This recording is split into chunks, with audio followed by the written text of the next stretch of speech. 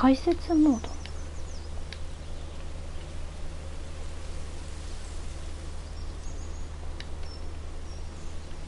これ音量どこ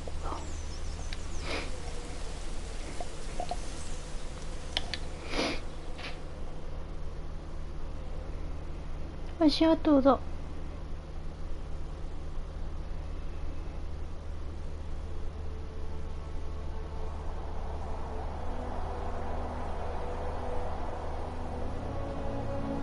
Hi, my name is David Whaley, and I'm the creator of The First Tree. I also voice a character named Joseph. So I just wanted to introduce you to this commentary mode, tell you that you can find interesting things about how I made this game by touching the speech bubbles you see in the world. So I hope you enjoy it.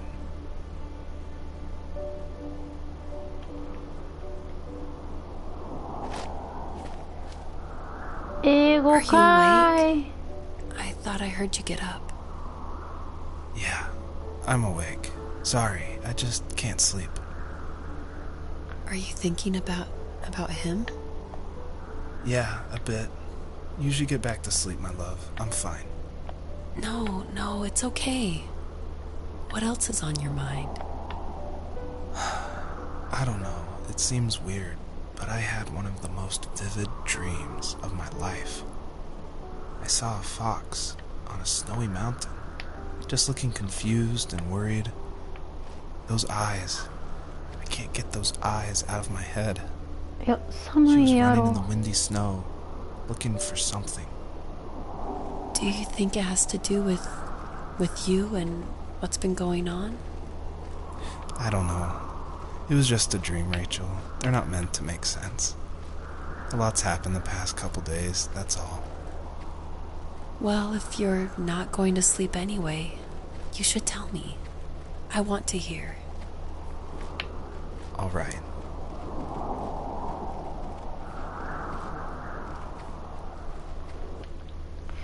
Just 解説モードってなんだ。いらんな。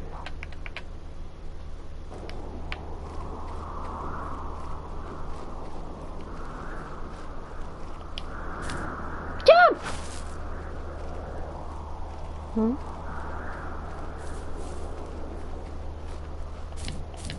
おお。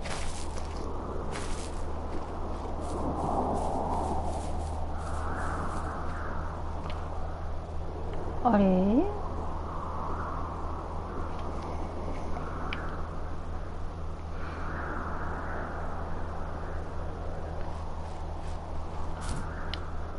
よーい、よいよーい。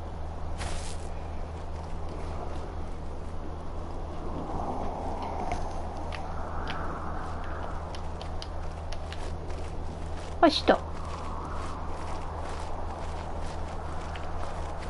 さっき、まあいいや。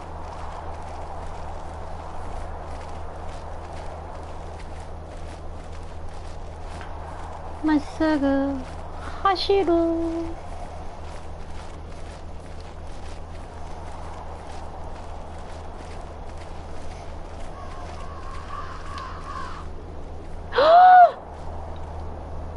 So, not far from her home, she followed that path to something unexpected. え？え？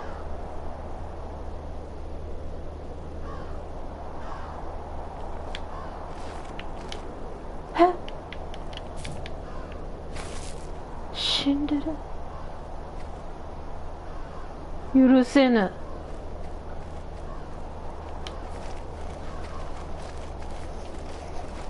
She couldn't stay, though. She had to find her other two children. So she took that path. She followed it towards something ancient. あ、子供を探すの。 Something with answers.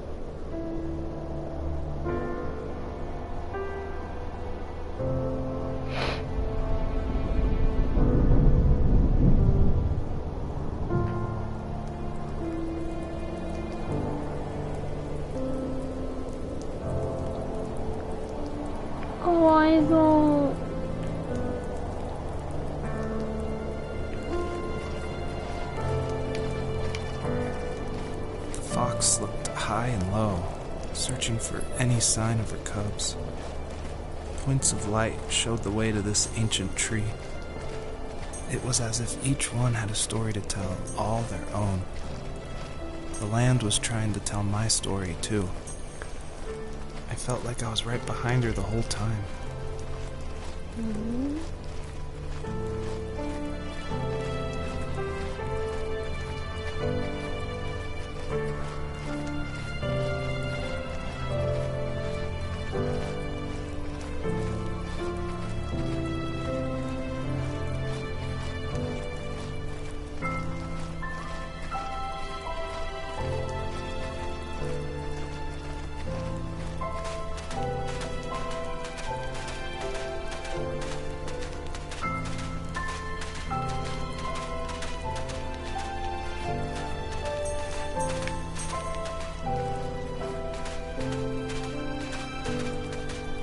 子供を探すのか。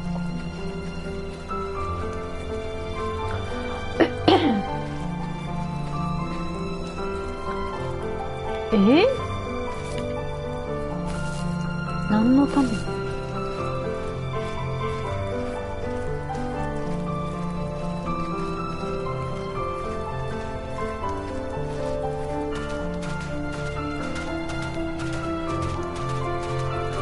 あ、遊具。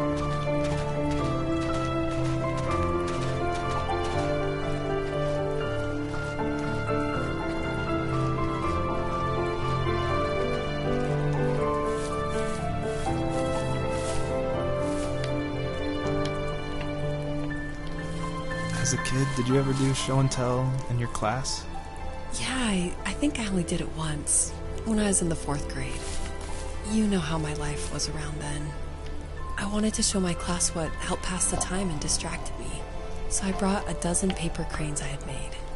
I think I told everyone how badly I wanted to be a bird and fly, embarrassingly enough. Don't be embarrassed. Every kid wants to fly. For me, it was another toy from my dad, a wooden boat. I remember guarding it so carefully in my hands as I walked into class. When I sat down, a group of boys immediately made fun of it. They asked which trash can I found it in, or why an ugly log was my favorite toy. When I got up, I didn't even want to tell them my dad had carved it. I said it was a joke gift my friends had given me. Kids can be so cruel. Some of them are. I shouldn't have let them get to me, but it did. It's amazing we bounced back at all.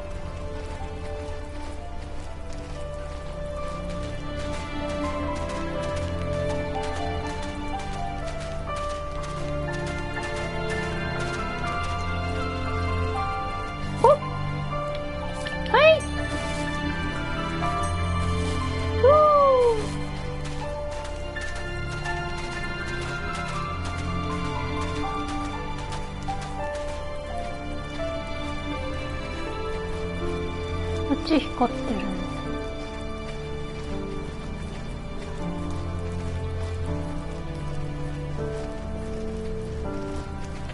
ここ教室の机？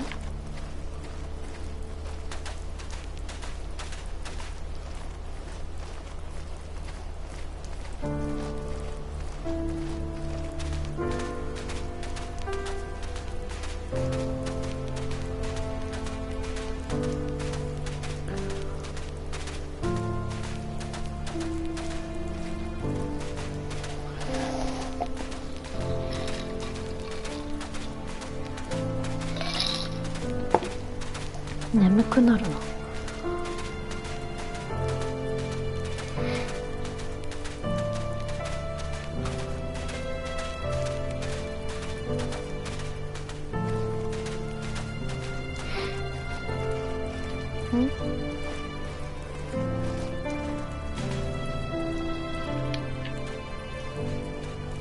鉛筆なかった。鉛筆なんもない。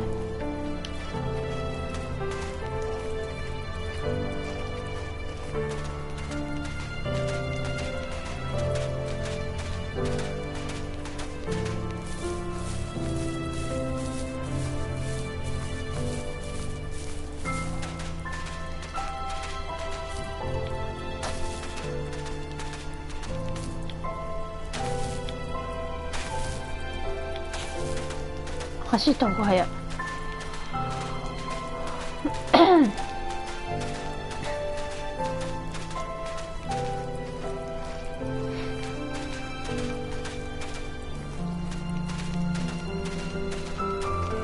戦車。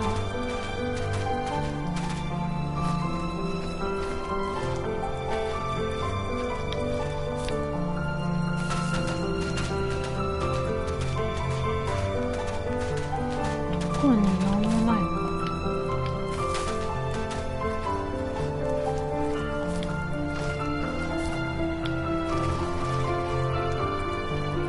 乗れるわけでもない。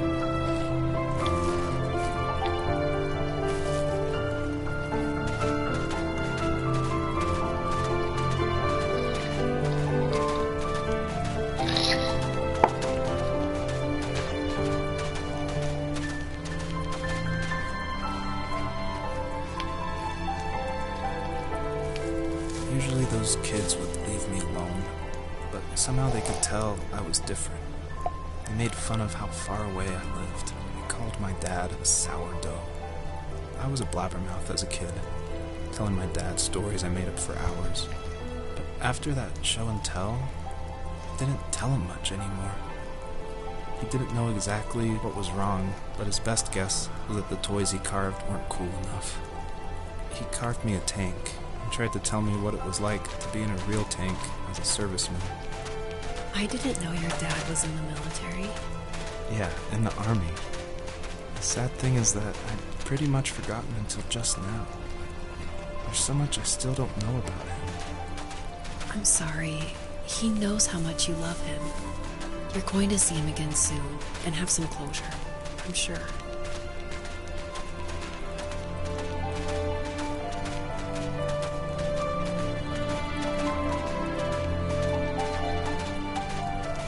探すとこ多くない？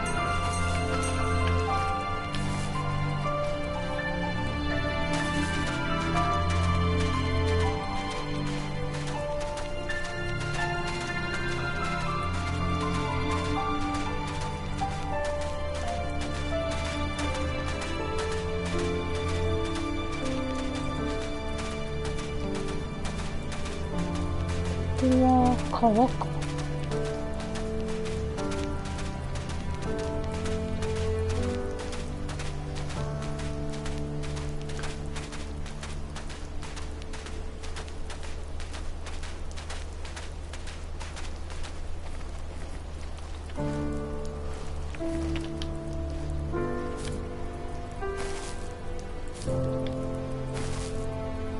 いやいや、調べて。Do you remember what my dad did for a living? Wasn't he like a lumberjack? That's one way of putting it. If wood was a canvas, then a carving knife was his paintbrush.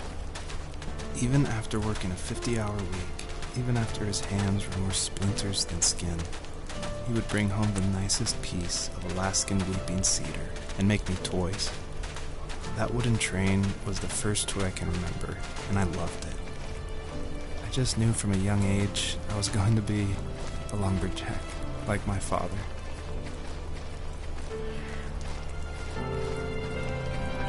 今夜なんだけど、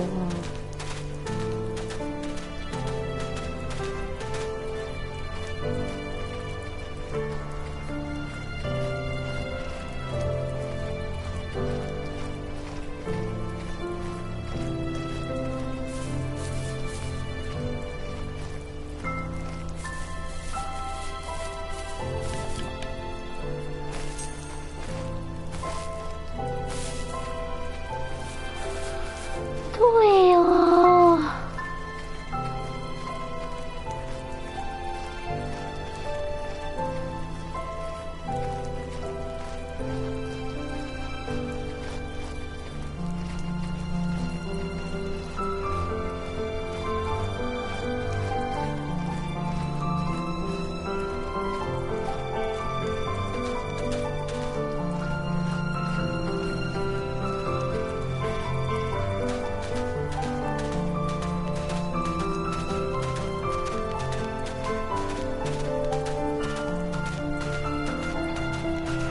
やりながら寝るな。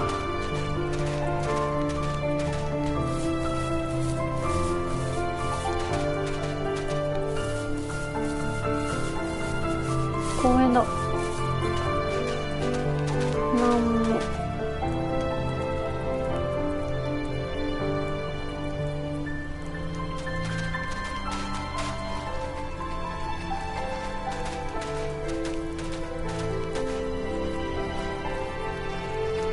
あれ、反射してるだけ？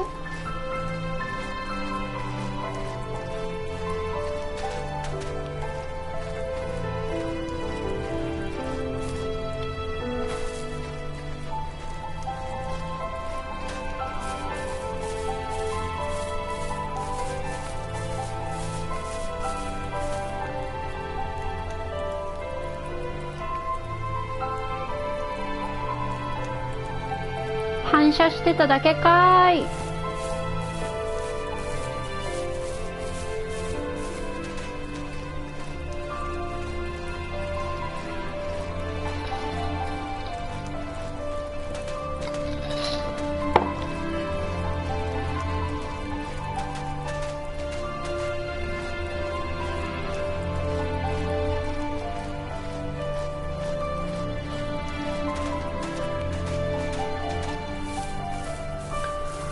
なんだこの無駄な広さ。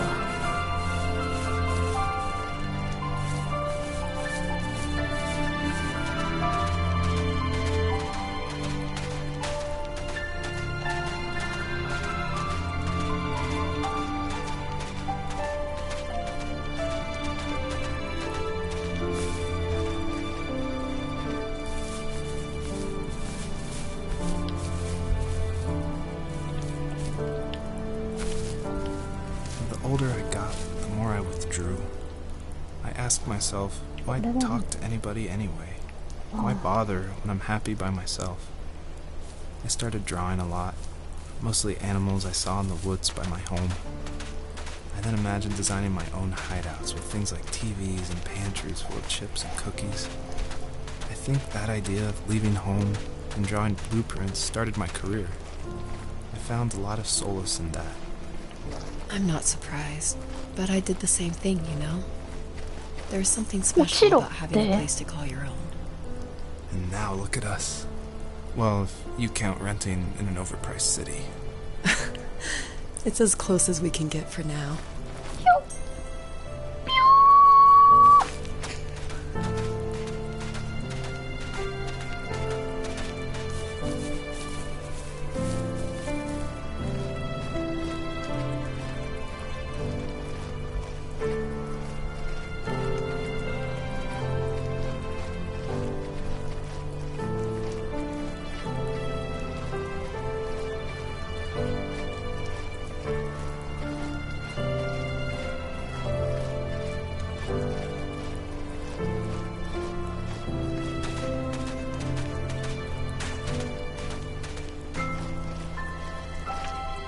ないよね、あっちは。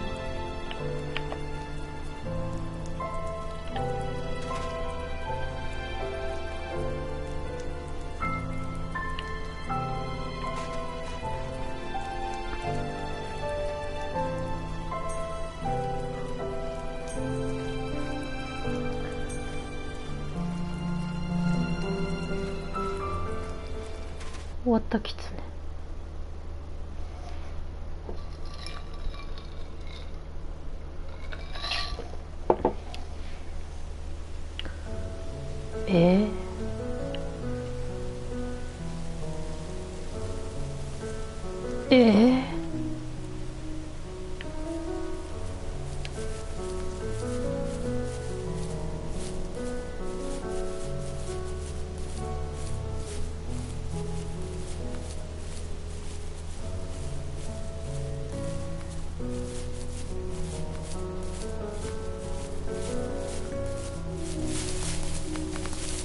あ、いけない。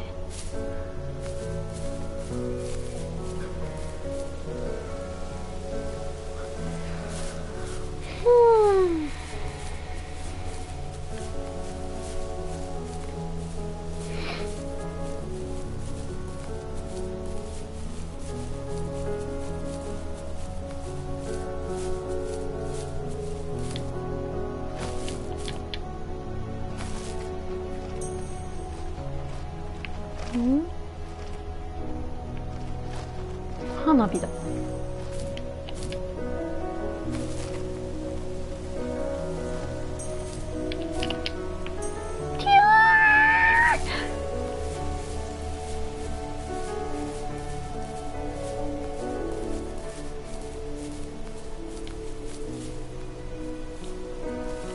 My teenage years were full of sketching, angst, and trouble.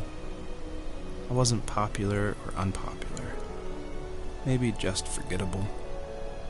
I guess that gave me a sense of freedom. So I hung out with crazy kids, doing crazy things, even though I mostly just watched the chaos ensue. We did it all. Put fireworks in mailboxes, hide roadkill in people's garages, break windows of the barber shop in Anchorage. My dad was furious, but he was so busy working he couldn't do much to stop me from going out. I think being an adult means there's no one to stop you making hard decisions. He had to make a living, and he couldn't be in two places at once. Yeah, I realize that now. But at the time, I was sure he was more interested in growing his business than what was going on with me.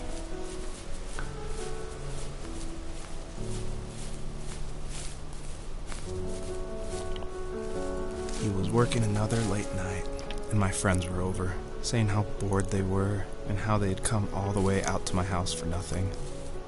One of them mentioned how that old, ugly beyond belief truck was still in the garage, and how we should take it for a spin. I was only 15, so I kind of fought it for a while.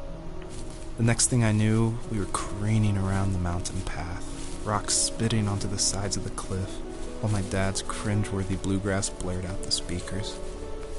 I drove while my friends were in the back of that yellow and purple truck, throwing beer bottles and trash at anything remotely interesting. Felt like I was soaring in the air with borrowed wings. But all good things have endings. A cop outside of Eagle River pulled us over after he saw us in a bottle rocket into someone's yard. What followed was a long night of talking to disappointed adults and feeling smaller than ever.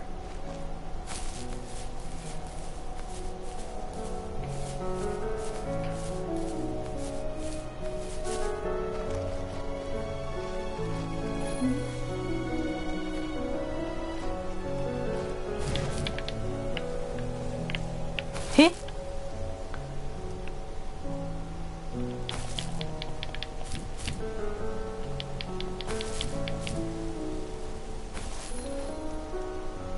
この力は何？取れないじゃないかーい。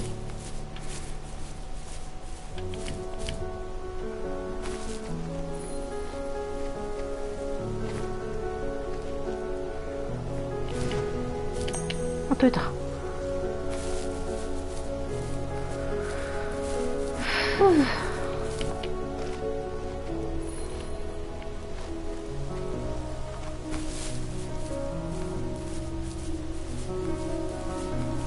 ここで必要？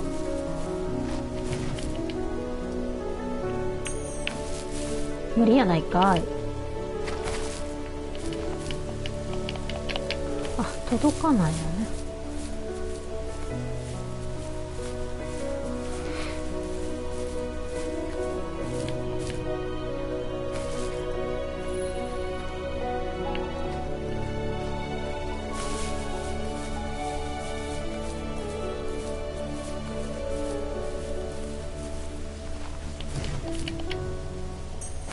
抜いた。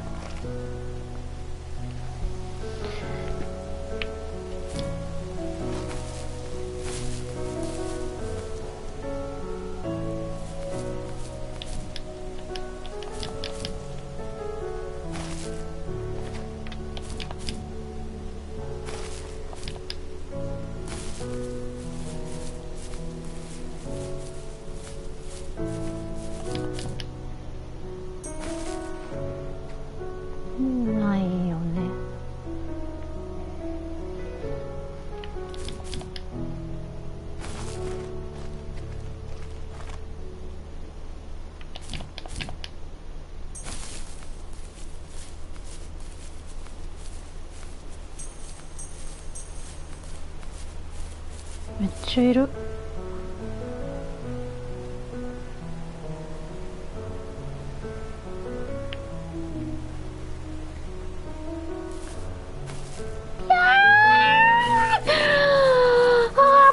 じゃん。あげましておめでとう。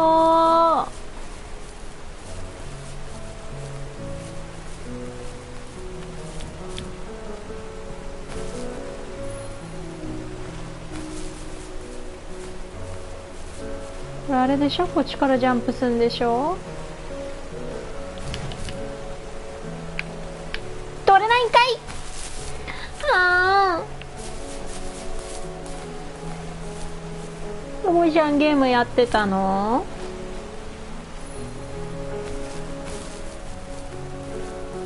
あ、あった。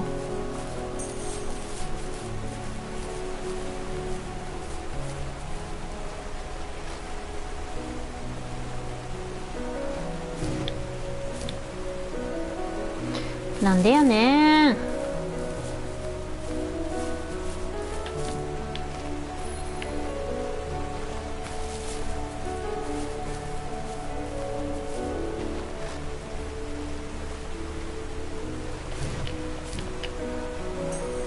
あ、私もこの前モンハンやったよ。楽しいよね。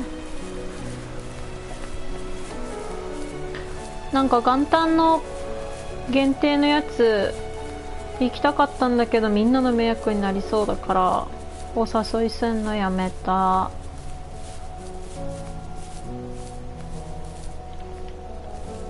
After he drove me home from the police station, I blew up at him, saying how I never wanted to be like him, how I was gonna be someone and leave that hick icebox for good.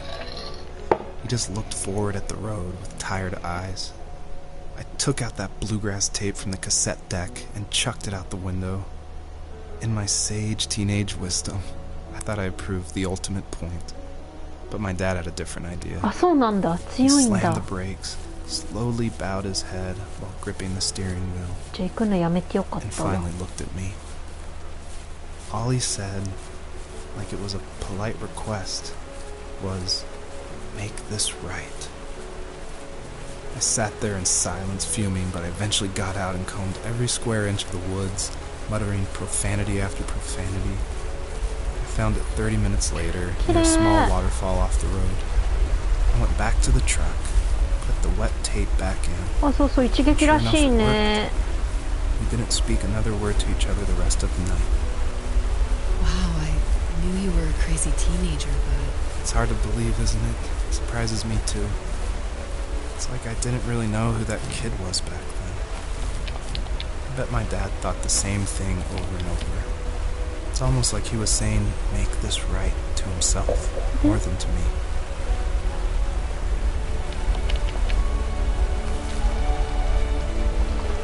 何のためだ、あのちょうちょ。あれでしょ、背中に苔生えてる豚ちゃんが大きくなったやつでしょ。そうそう。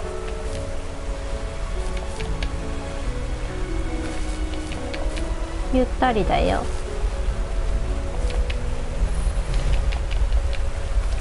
これはなんだ。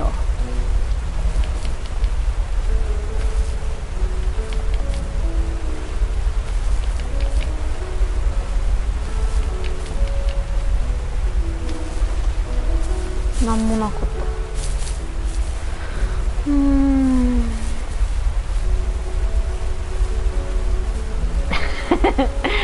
眠くなるやつだけじゃないよ。ちゃんと言ってるでしょ。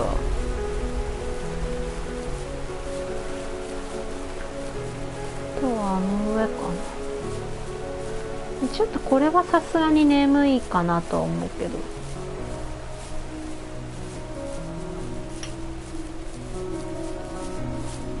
この辺低そう。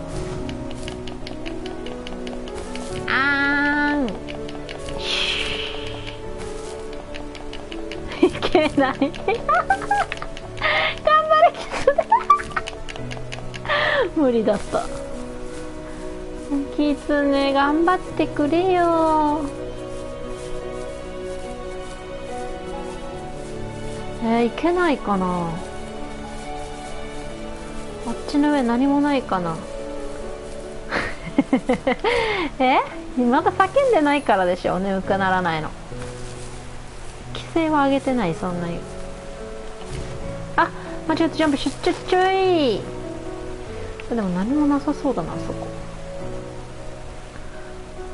あとどこ？あっち？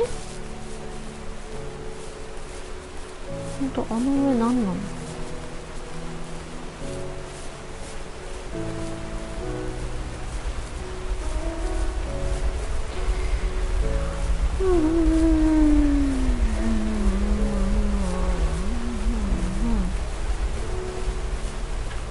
絶対あそこなんかある。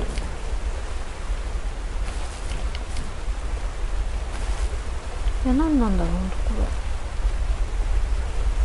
れ。行くとこないよね。でもあ、一個だけある。光ってんの。落ちちゃうしな。なんなんだ。あの上どうやって行くんだろう。手前？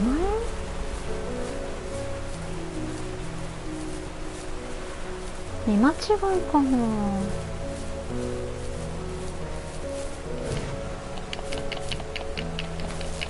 いけにゃい。無理。諦めまーす。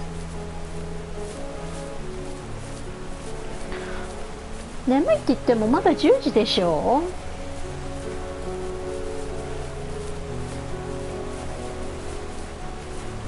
これ何をもってクリアなんだ、ここは。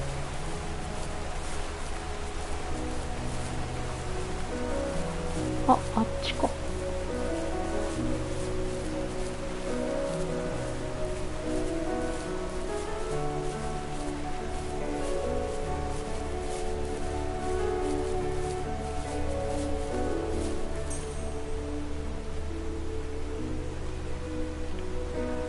超3つ？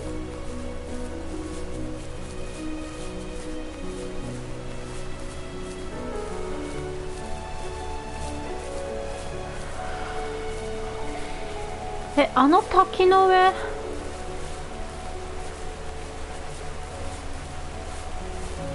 どうすんの？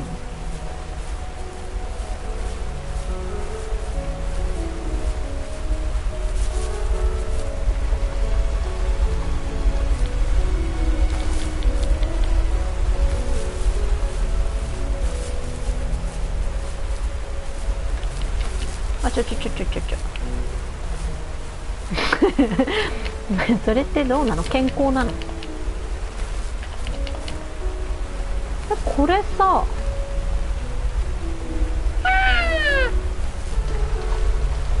どうしてもジャンプしちゃうんですけど、どうすればいいんだ？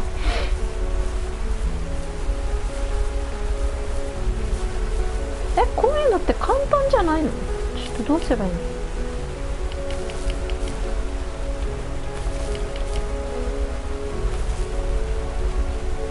ほい。あ、いけた。ジャンプしないように、ジャンプしないように。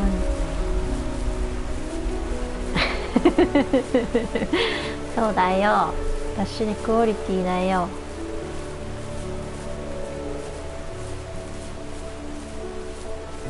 でもこれジャンプしないと無理じゃない？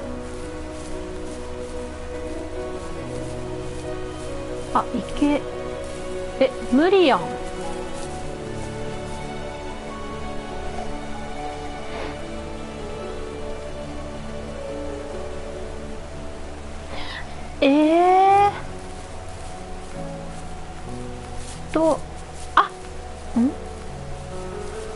ただ降りて、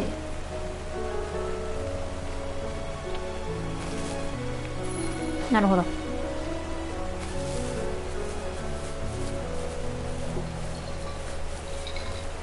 My friends would laugh about that night and talk about how crazy it was, and I laughed along, pretending it didn't bother me. 急に話し But 始め it た。 did. I imagined my friends growing old in the bush, unable to find that thrill in those godforsaken ice fields. It's like those mountains were a literal wall, keeping me from leaving, where all I would have to look forward to are lumber yards and evening beers. I had to climb over. That was my only goal for a long Hey! time. Hey!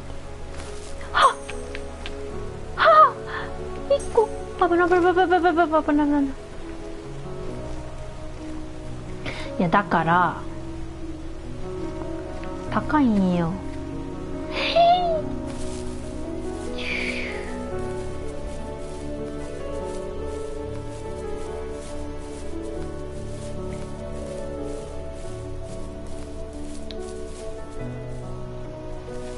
If there was some way 手に I 汗 could が。 take my love of drawing and turn it into a way of escape, nothing would make me happier. どっ I wanted to create instead of tearing trees down. I wanted to move to the lower 48, not because I hated it そう there な in の Alaska. ないと思ってたけどあるの高いとこ。 It's like all of that spite inside me had created this monster which followed me around my whole teenage years. I put so much energy into doing what others didn't expect of me. 完結戦 Why did I do that? Do There's that. one fact you're forgetting, though. If you didn't have that fire in you, we probably would have never met. You're absolutely right. Maybe the destination is all that matters in the end. But then why am I awake? Why am I seeing this fox go on her journey? And why can't I stop thinking about my dad? CG とかもやりたいな。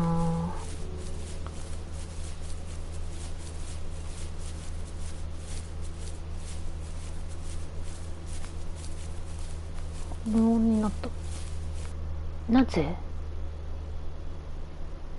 回らしてくんないの？寒い足が。なんで？さっきのとこは。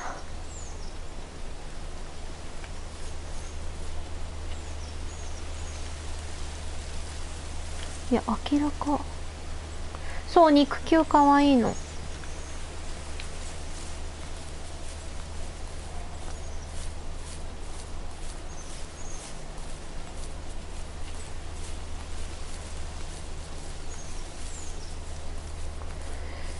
すごい絶壁。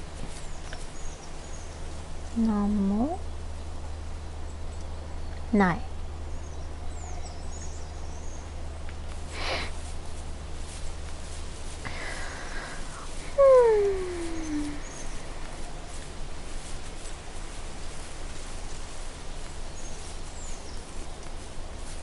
あっちがゴールっぽいな。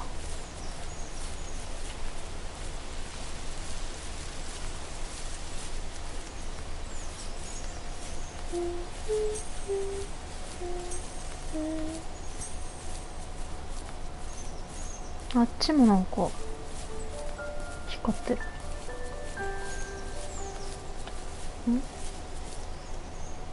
なんだこれ。っていうか無駄にマップ広いな。どうしよう。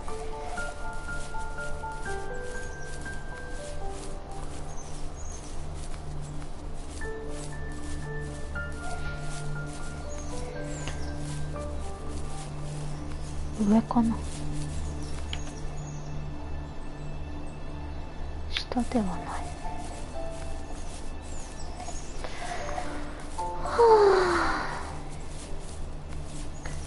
みんな今日のゲームタイム終わっちゃったのかな。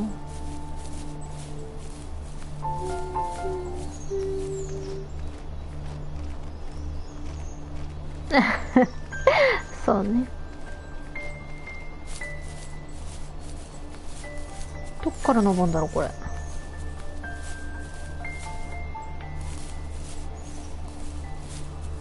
の辺。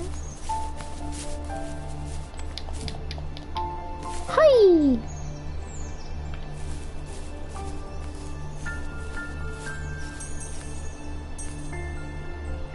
あ、登るとこあったやん。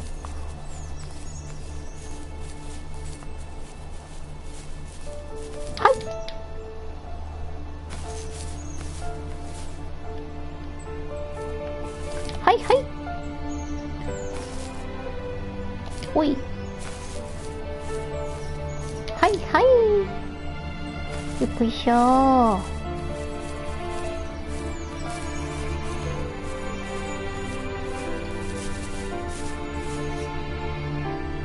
何？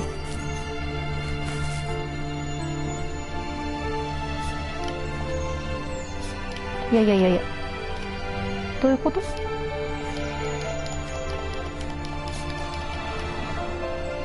いや、何が正解だったの今。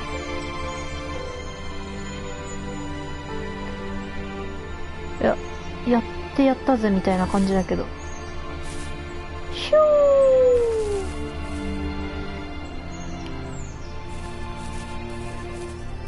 ここ終わり。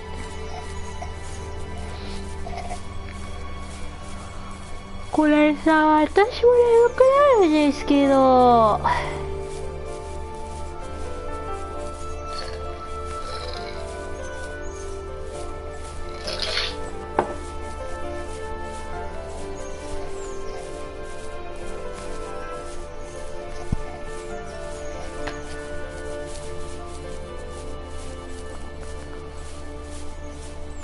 あれ、まあ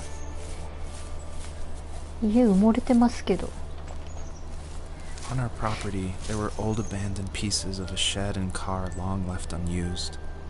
I used to ask him all the time who those people were that left all this junk, and I'm sure he got so tired of hearing it that he made up some elaborate stories how a brown bear ate them and haunted the woods afterwards. What's funny is I think it made those people seem more real, growing up thinking they were still hanging out like they couldn't say goodbye. I used to tell my friends how I could swear I saw spirits move near the water, and that always freaked them out. I guess it didn't bother me, because the way I saw it, they were normal people with old cars and sheds, just trying to figure out how to survive and be happy in the middle of nowhere. It was a cool thought that they didn't want to leave, but you know, I was a weird kid. Well, you had good company since those ghosts like living in a place where they were brutally devoured.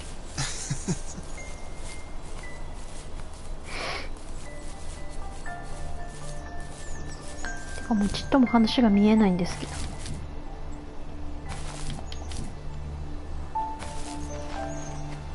はい、大体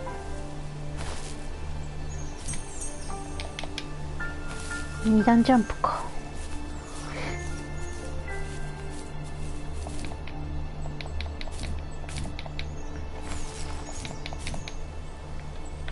あららろろろろ。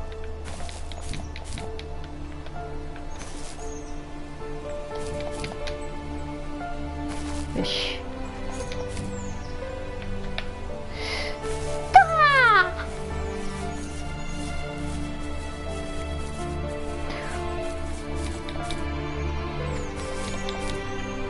これどうやって弧を描いてるんだ。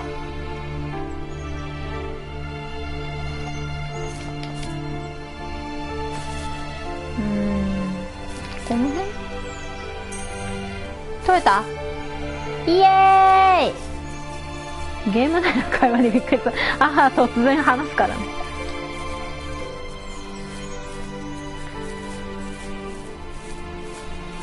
50 stars。鳴き声めっちゃする。なんじゃこりゃ。あ、これドヤポイントじゃん、ドヤポイント。ドヤー。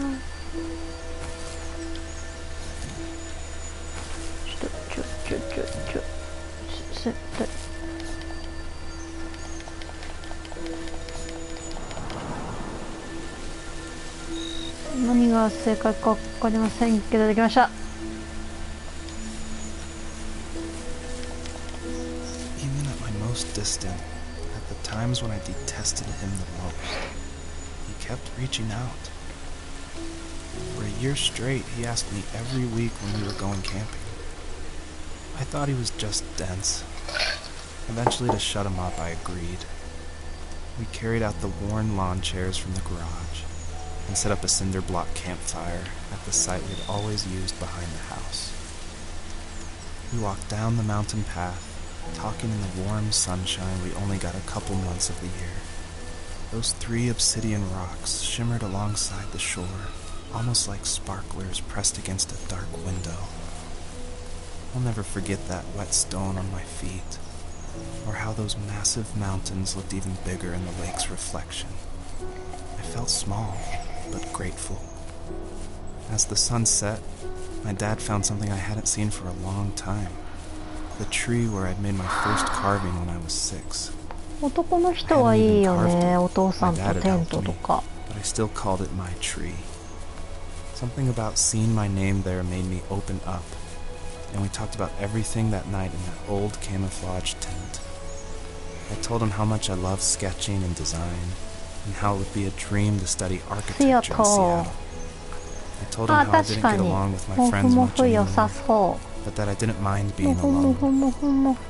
He told me he was there for me, and he joked that if all he had to do was write my name on a tree to finally get me to talk, he would have left me carved logs with novels on them in front of my room every morning.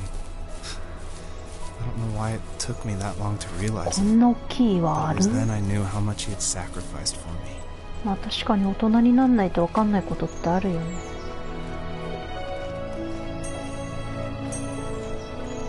で、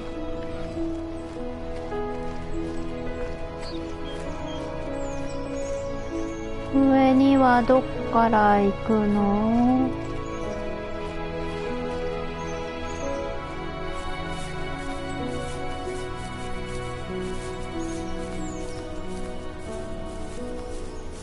あんな奥。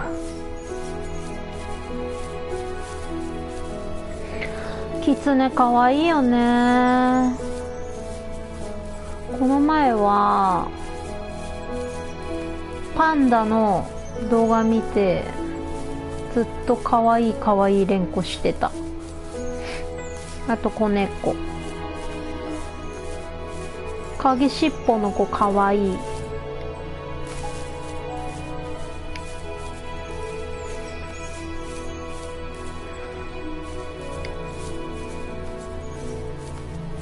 そこどうやって行くんだろう。めっちゃあるー。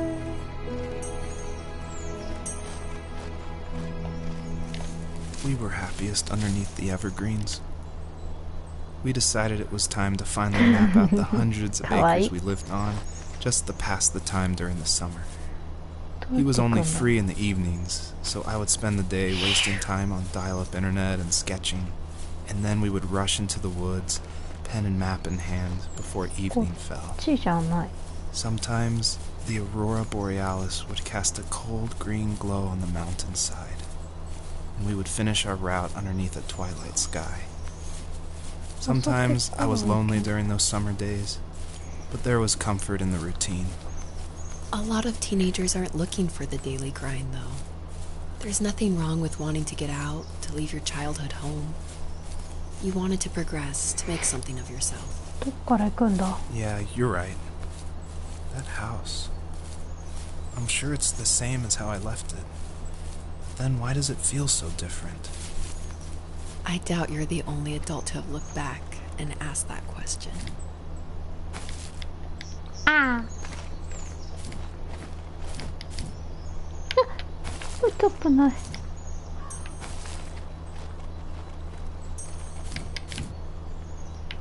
この着地っていうか判定むずく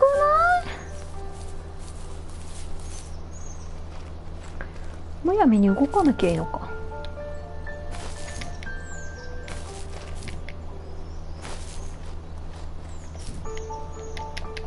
あー、笑われてる。ていうか本当はさ、このさ、私がアイコンにしてるゲーム買いたかったんだけどさ、ちょっとさ、私には難しそうなんですよね。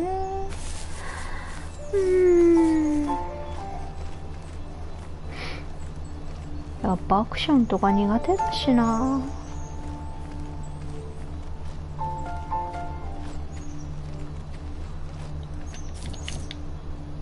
よいしょ。こっちじゃあない。よーしたの。だんだん慣れてきたな。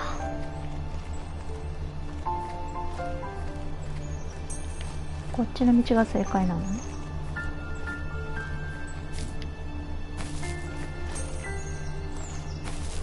これ全部でいくつあんだろう。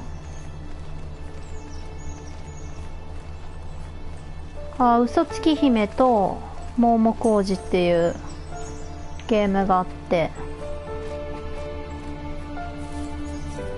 そのゲームのアイコン。こっちに通り道あったんだ。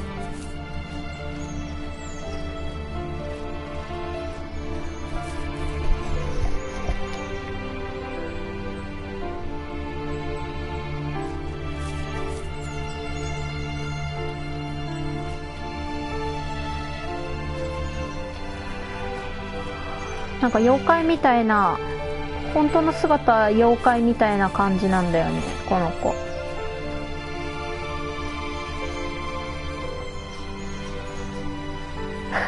嘘つきそうな悪い顔。な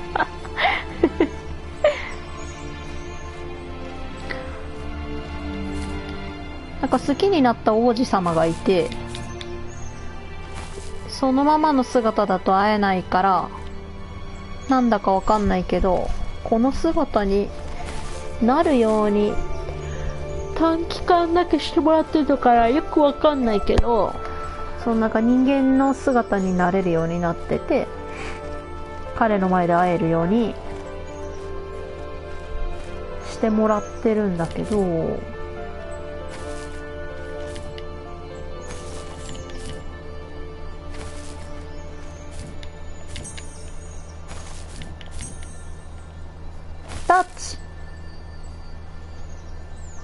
そうそうそう、恋する乙女よ。どこ？下かーい。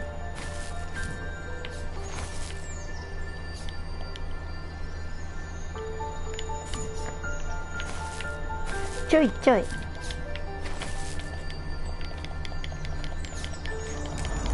できた。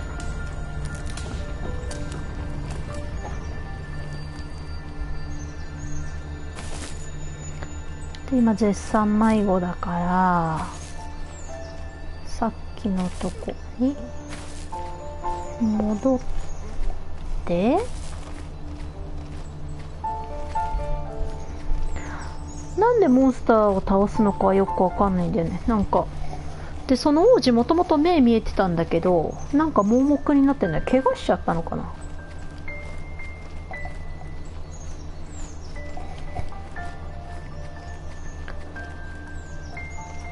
こういうなんかフリーのフィールドじゃなくて、そのままなんか横にスクロールするだけ、スクロール横に進むだけのやつだったからいけるかなと思ったんだけど、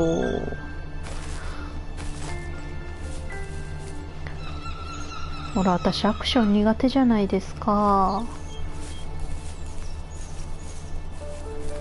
そうそう、最初なんだっけな、この子がお歌を歌ってすごい気に入ってくれてたんだよね、多分歌を。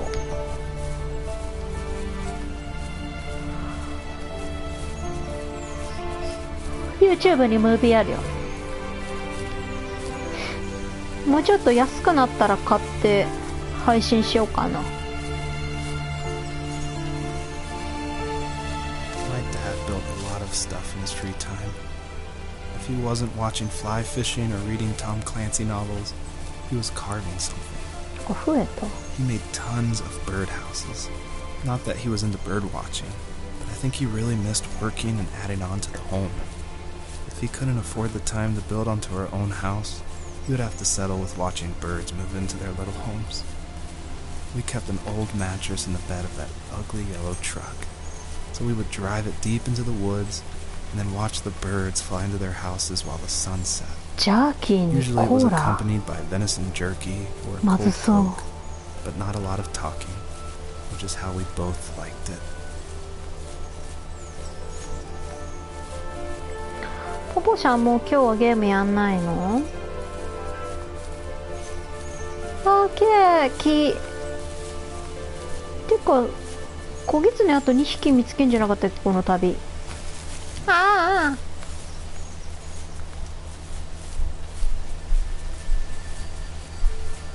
あ、あそこにあるやん。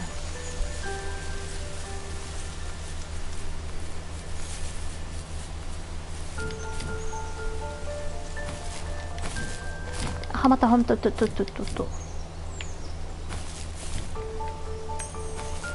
ああ、そうなんだ。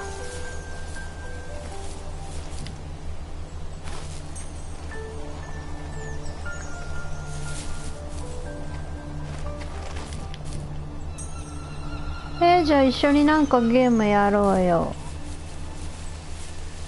あー、ジャスさん。ジャス。明けましておめでとう。よろしくね。ここでは何も起きない。てかこの木になんかあるんじゃないの？ジャス元気？シュー。なんもない。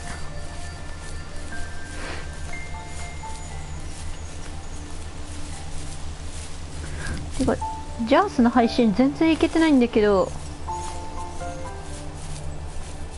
あ、何かがいる。あ、元気？よかった。死んどるやない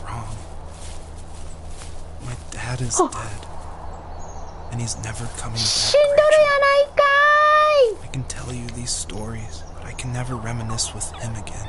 He can never hold a grandchild that we'll probably never be able to have. I can never talk to him again, and I'll never be able to say I'm sorry for everything. お父さんが死んでる？どういう話の流れだーい？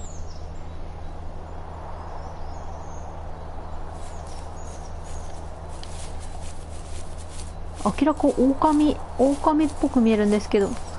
そうそう。あ、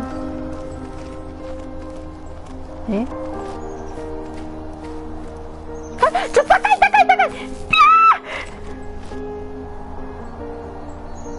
ー。なんで変えたの？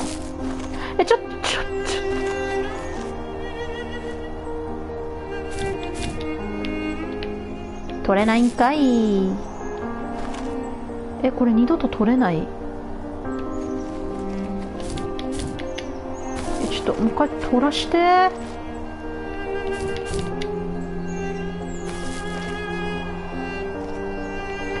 ちょっとむずい。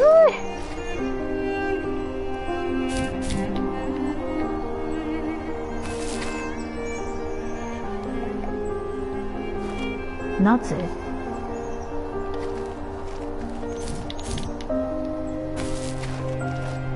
あ、そうなの？なんで壊れちゃったの？なんか負荷かかったとか？あ、取れた。やっと取れた。てか、これほんとむずいんだが、何これ？もうやららららら。てか、さっきのやつ追っかけてる場合じゃなくない？よし、オッケー。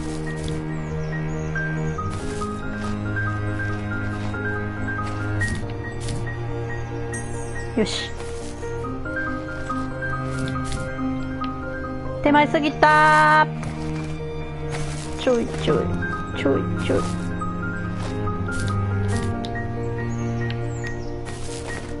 そうなんだ。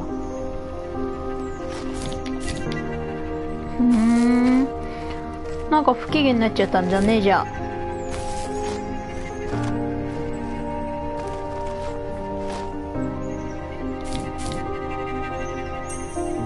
あれ、ジャース PS4 売っちゃったんだっけ？もうないかな。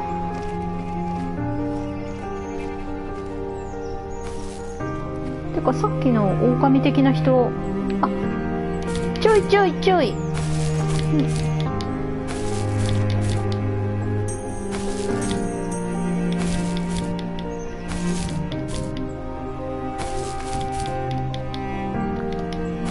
押私に対しての異様な執念。痛い痛い、もう無理か。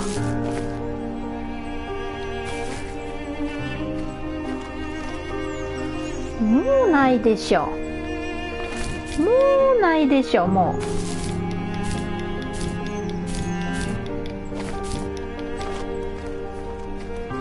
うないよね。あー、手汗やばい。っ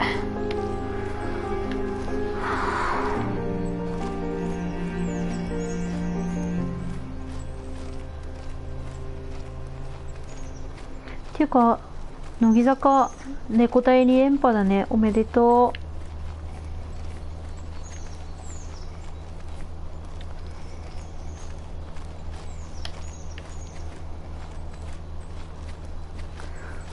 う。ないかな、なんかの裏。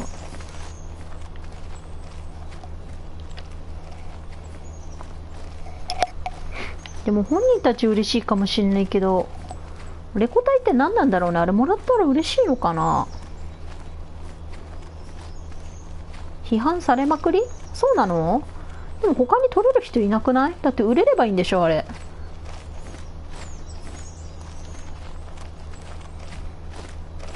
あれあれあれあれあれあれあれあれあれあれ。AKB だってずっと取ってたしいいんじゃない？別に。他に誰か売ってたっけ CD。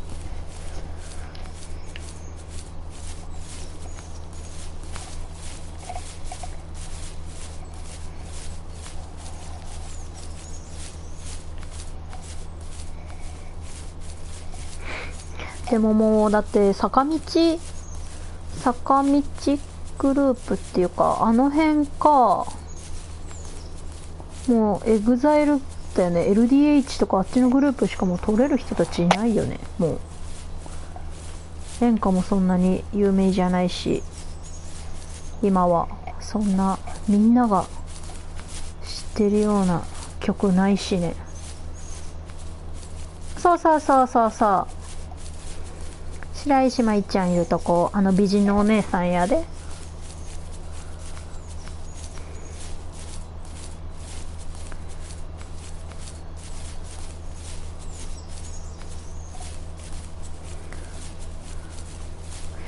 たまに乃木坂ってどこのあのドッキリのやつ見て一緒に泣いてる一緒にゲームしたいと日々願っています。誰と？あ、出てー。 I need to go to bed. I just can't talk about this anymore. あれ出て仕 Good 事？ night. そうだよ、きれいな顔してるよね。いいよね、美人で。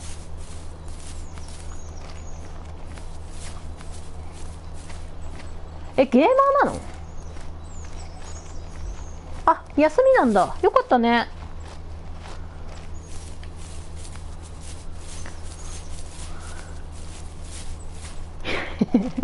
いやいやいや、日付変わってからだいぶ経ってるけど、遅くまで起きてたの。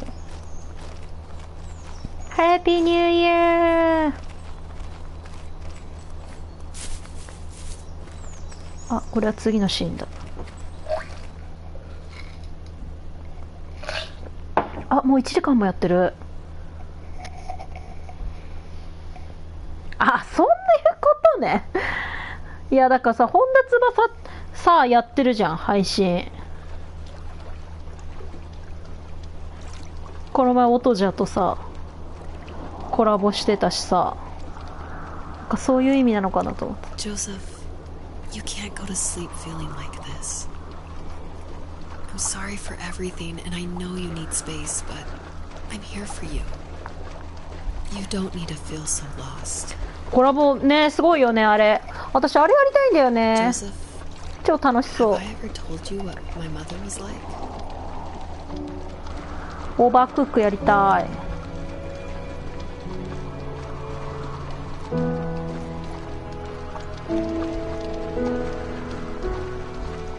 You know what it's like not to have a mom at home. And you know how hard that made my childhood. What helped me was watching the birds in the morning before the school bus どっ came. ちやねん。thought that my mother was one of those birds, and it made me want to be free like her. My mom taught me how to fold origami cranes while she was in the hospital. So I told そうそう myself そう。あれみんなでワイワイできて楽しそうじゃん。 until I could fly myself. I think we both have always loved animals, and for me that love started with a dog.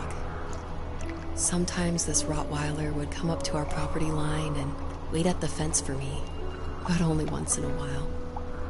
I was sure to check every day immediately after school, and it usually ended in disappointment. I would even steal money from my passed-out dad just so I could buy these off-brand dog biscuits. Even when she did stop by, she never went beyond the fence. Why was she so scared?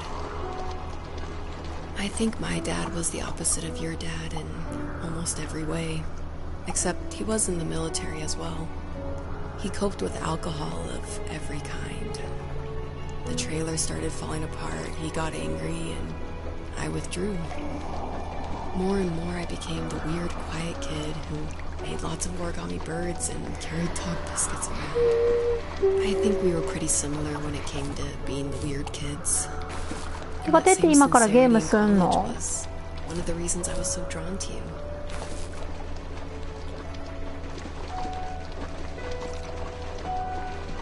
Life got worse and worse, and at one point I really didn't think I could survive another day with my soul still intact. I had no real friends, let alone だからひたすらレタスとかトマトとか切ってればいいんじゃないのあれ。誰かがずっと皿洗い担当か。I was scared what he would do if he found out.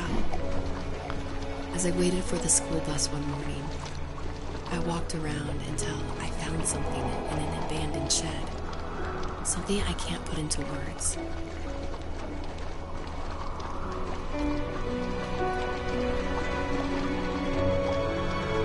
I summoned courage I didn't know I had, and I broke into my dad's room and found the key to the shed where he had locked my bike.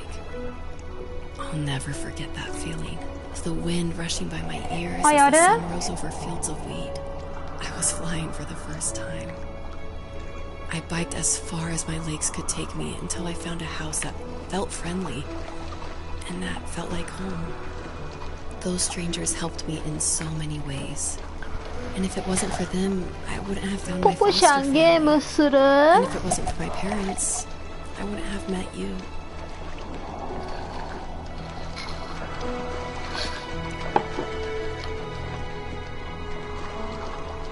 今の道は何だった？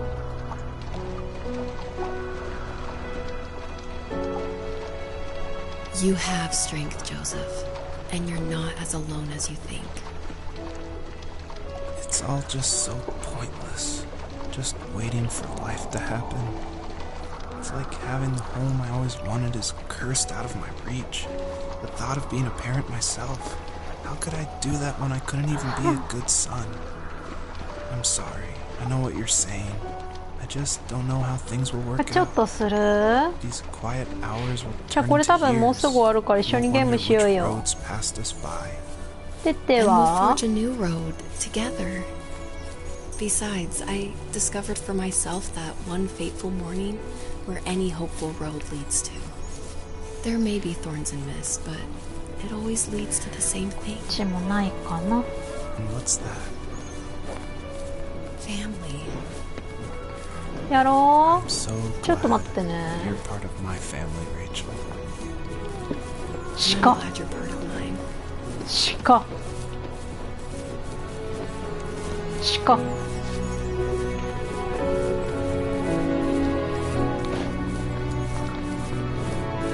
マイクの調子が良くない。てて納税してあげて。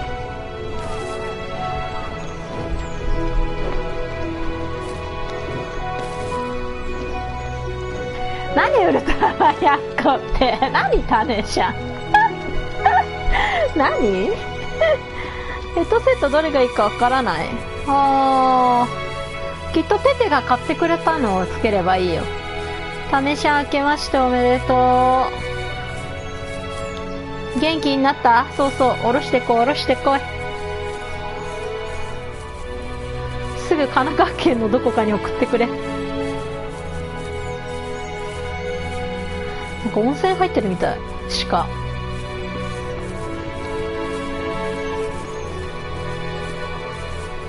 生きてるでしょ、大丈夫だよ。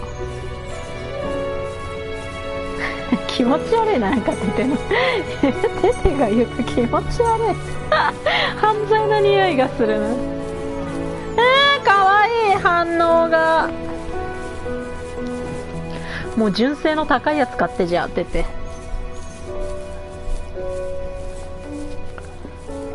PS4 の純正のなんかソニーが作ってるやつ、あれ1万2000円とかするよね。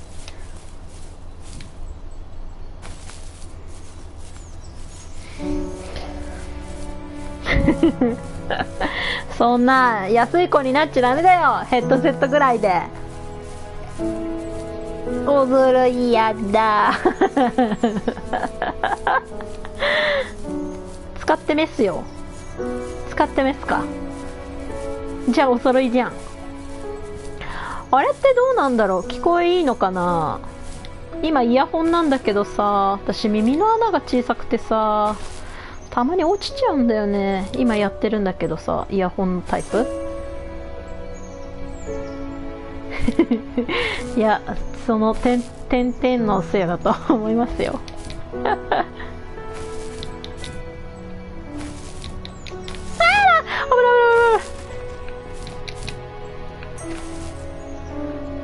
もうすぐ100個や。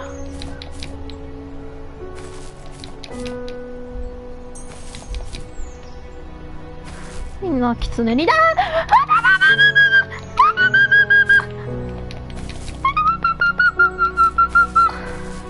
いや、落ちましたけど落ちましたけど、今なんかここ光ってなかった？光ってない。自分が点々つけて言ったんでしょ、私のせいじゃないよ恐ろしい念だわ。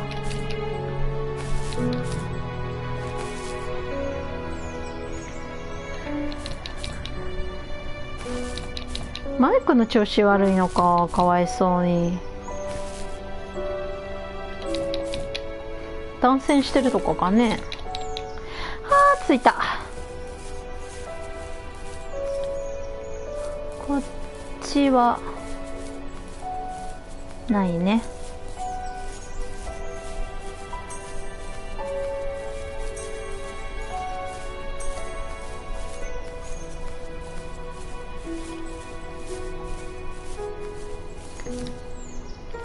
結局キツネの子供はどこなんだい。ノイズ入っちゃう。なんか何なんだろうね。ノイズ入っちゃうってなんだろうね。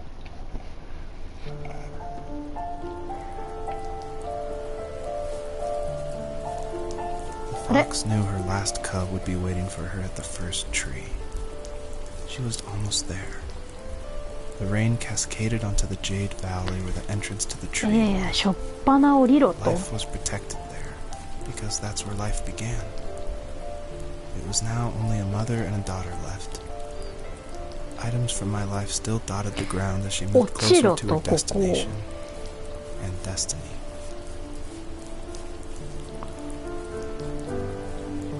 落ちろと。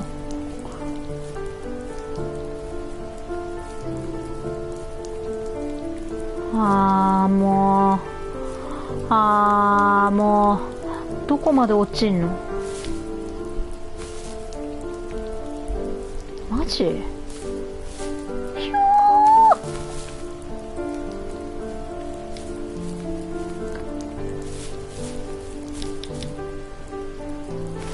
ー。なんか街的なの出てきた。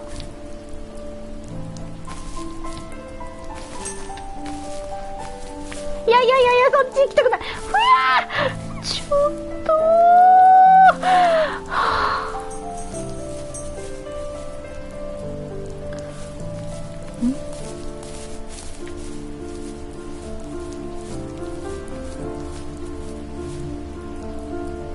っていうか、なんでこんな崖ばっかりなの。キツネにどこ歩かせてんのマジで。ひゃー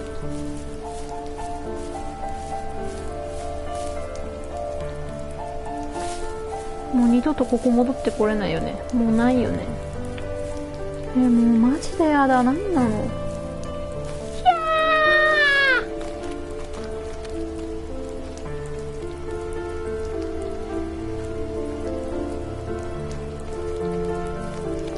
ー。なんもない。はあ。早く終わんないかな。そう、高かった。怖かった今。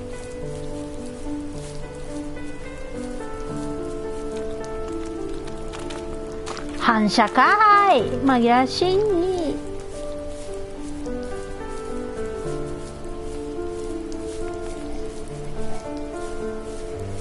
下の字を見てた。何それ。そんなにでもブシュブシュ出ないじゃん C 字は。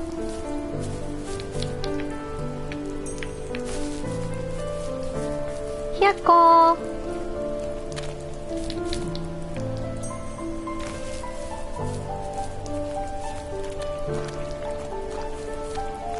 明日のジョーって何？漫画？アニメ？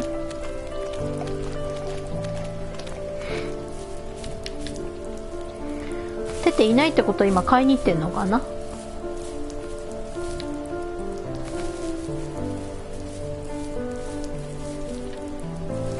？At the end of high school, I felt something I hadn't felt in a long time. Drive. I looked into the best architecture schools on the West Coast and got a dose of reality when looking at other students' portfolios and the high cost of tuition. なんかさ、ジャニーズのさ、山下智久やってたよね、確か。実写だっけ？ And to make those thousands of sketches worth something in my grand history. But now even an internship sounds impossible. Caesar helped me understand how essential emotion is. 不審者で逮捕されるぞ。覚悟しとけ。I like to think these glints of light, like not finding a job, or even a strange dream about a fox, are something I should be thankful for. Even if the illuminated space is something I'm less than comfortable with. もう英語だから全然頭に入ってこないもんこの人の話。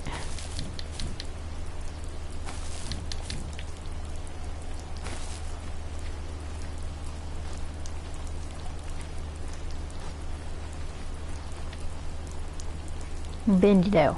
便利便利。わわわわわわわわわわ。自ら落ちていくスタイル。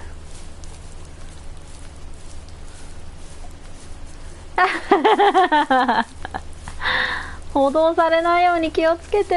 あ、綺麗。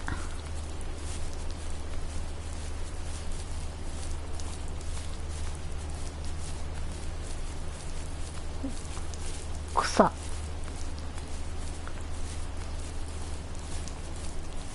これ上の方とか何もないのかな。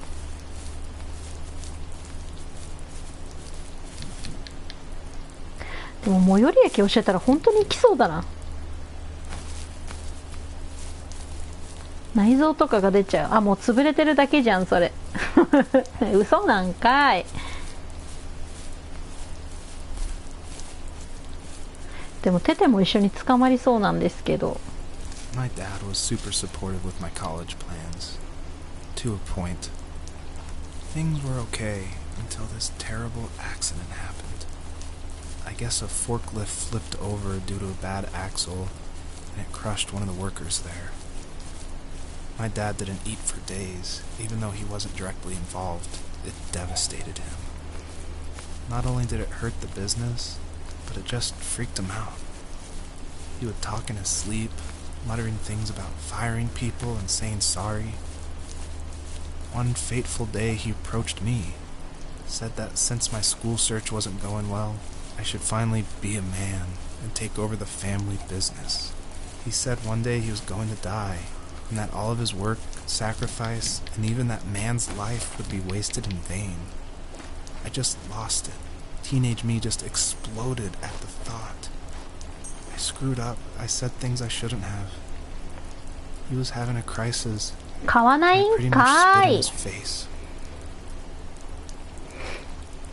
なんかこれ光ってるの探したいんだけど光ってるのがな、紛らわしいんだよな。テテイケメンだって。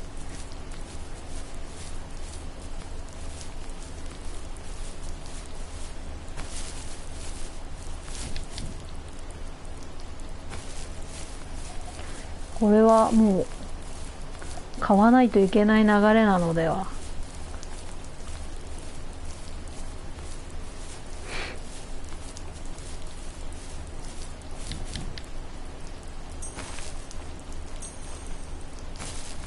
わお。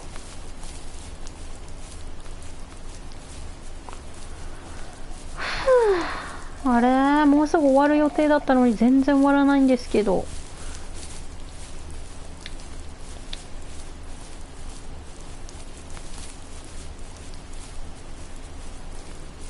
やばい、ポポちゃんがゲームできなくなってまう。急げ私。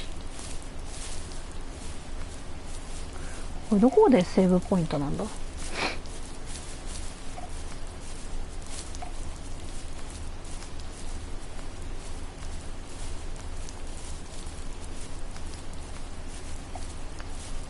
めっちゃ丸太。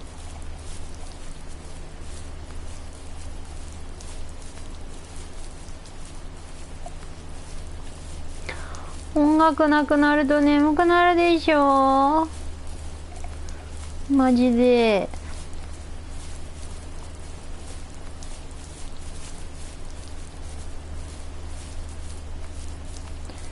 この辺はなんもあった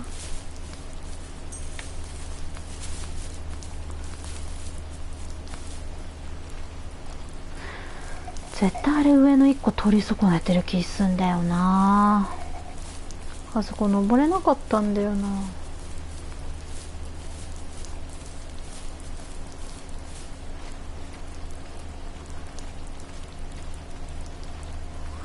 うわ、あの裏も蝶々3つ持ってたらジャンプできたのか。あ、いっか。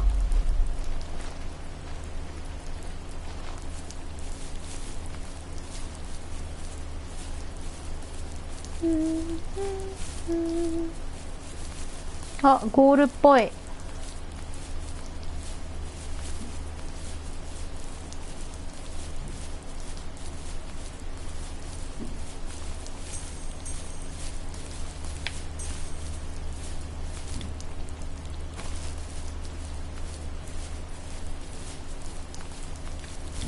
こっちじゃない。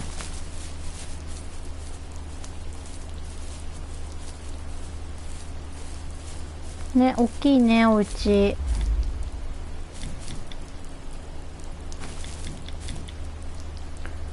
てか、正解どっち？あの上かな。こっちではなさそう。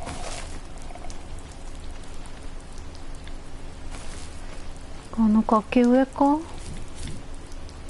ゅーしたん。笑いよ。どうしよう。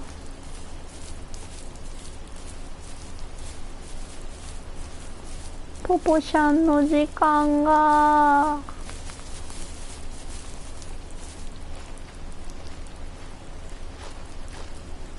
なんか出てやるんだったら何のゲームにする？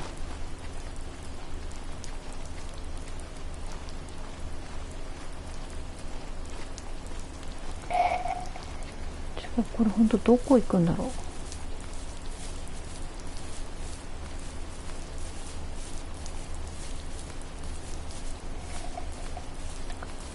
ロッジみたいな。こ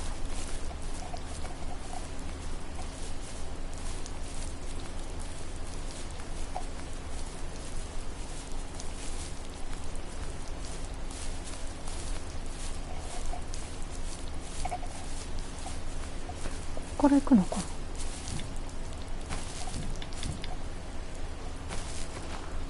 そこを男らしさ決めてくんない？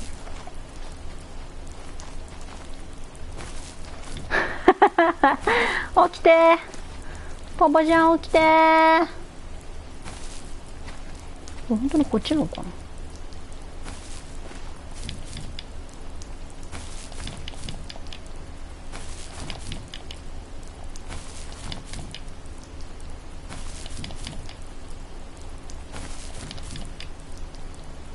こんな登れなさそうなとこにする？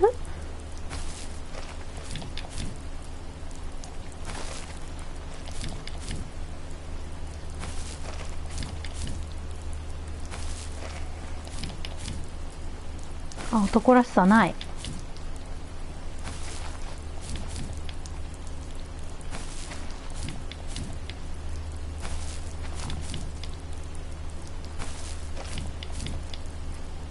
ここ入れないの？あ、これあれかな、向こう側から来たら入れたパターン。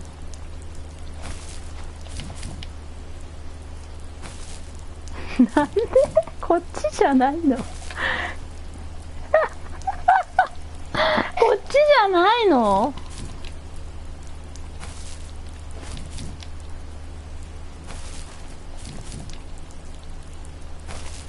え、これこっちじゃないの？マジか。どこ？あれ？こっちじゃないんかい。間違った。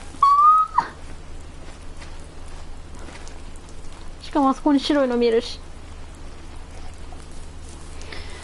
めっちゃ一生懸命登っちゃったじゃん、ここ。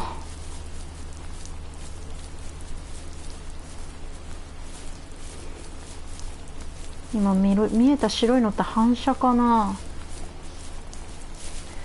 もう頑張っちゃったじゃん。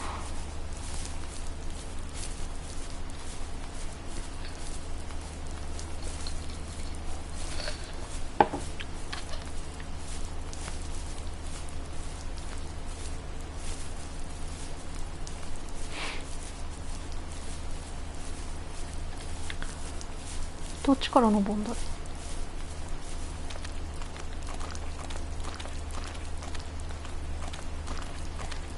いや、本当見えない壁だったわ。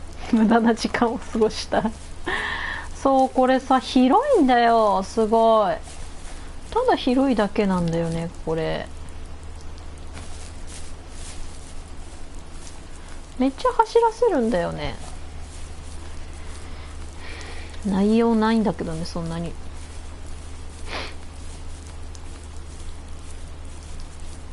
あった光。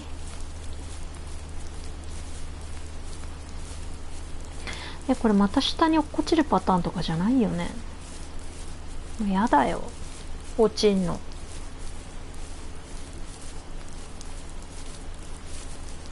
落ちるやつやん。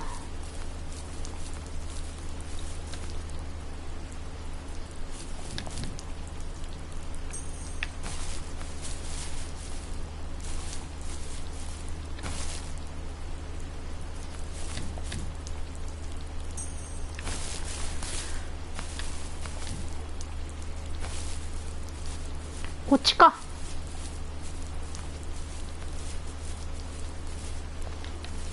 Was that the last time you talked to him? No, I called on holidays, and he would call on my birthday. I guess we acted like nothing ever happened, which was stupid. Didn't want to ask about his lumberyard, and I'm sure he didn't want to ask about my job search. I never went back and visited.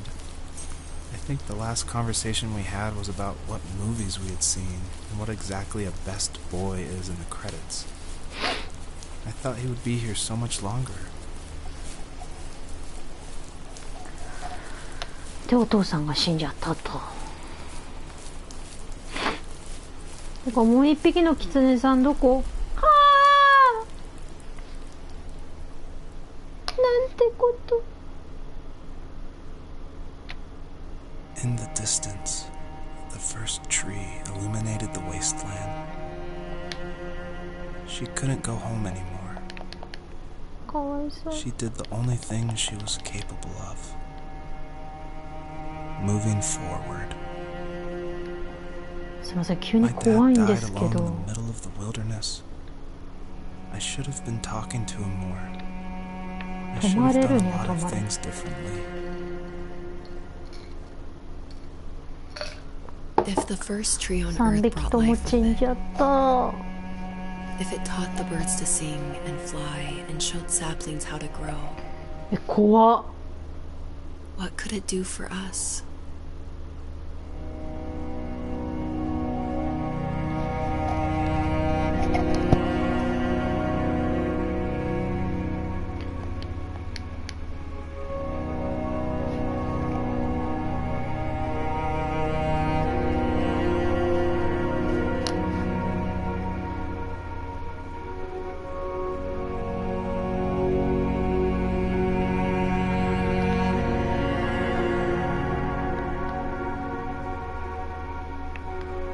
なんもない。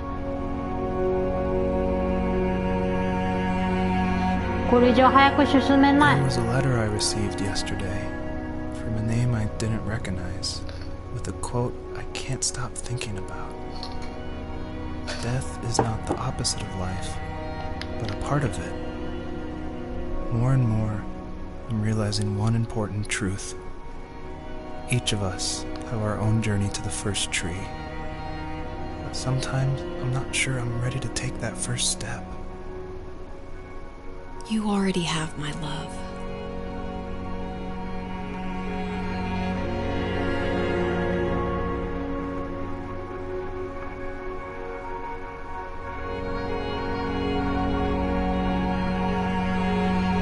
え、穴。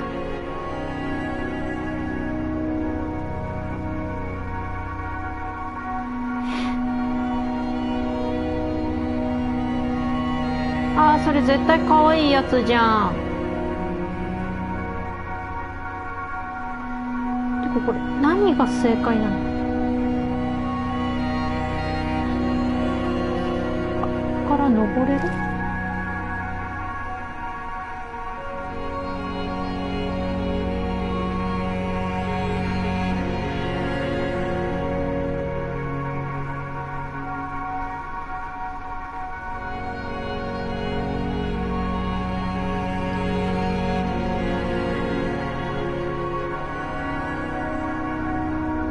もうダメだ。そうだよね。自分の子供3匹死んでるんだけど、にしてもとぼとぼすぎません？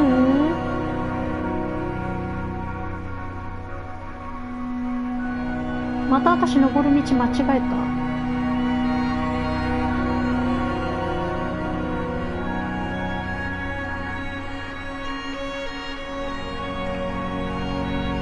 止まった。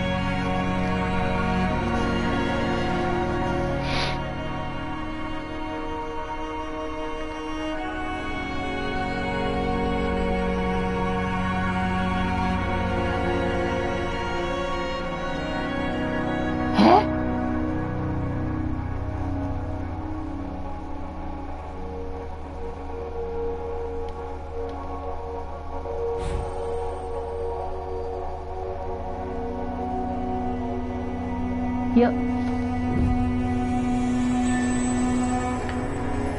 入力しようと思ったら進んじゃったんですけど。キツネー、なんだこりゃ。 I guess her journey was over, but I have no idea. It was only a dream, a distraction from tomorrow. わかんない。え、 I てか don't think dreams 文字の normally 入 bring 力しよう back と to 思ったら memory so 進んじゃっ many た。 important feelings. Maybe it was just a dream, but it was also a gift. Yeah, I suppose. But tomorrow we're getting on a plane to the last place on Earth I want to be. The only person that would have made the trip worth it is gone. You're going to see him and be with him one last time before you say goodbye. キツネ消 I えちゃっ have た。 one last quote for you by Emerson, sealed in an imaginary letter from me to you. It is the secret of the world that all things subsist and do not die, but only retire a little from sight and afterward return again. ポテチうまうま。ずる Go い to sleep, my ぞ。 love. We have a big day tomorrow, but I'll be there with you every step of the way. 確かに会社だ。Thanks for listening. Good night, Rachel. Good night, Joseph. Good night, Joseph.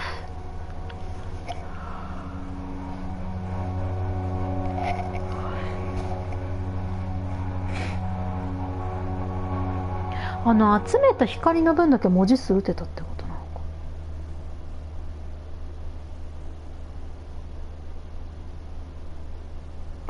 か。わからない。何がしたかったんだ。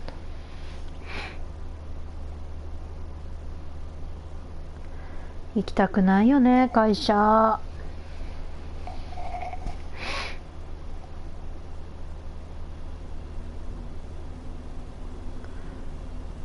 はい。ちょっとやめたら急にホラゲ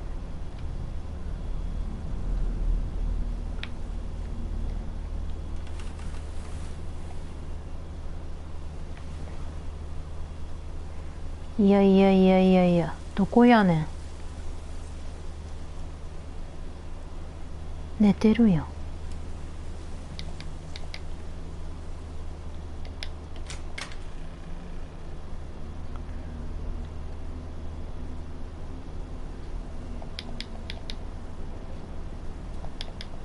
何が鳴ってんの。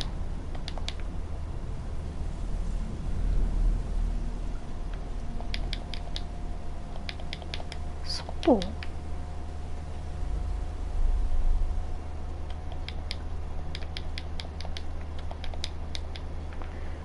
てか最後の最後でこれ。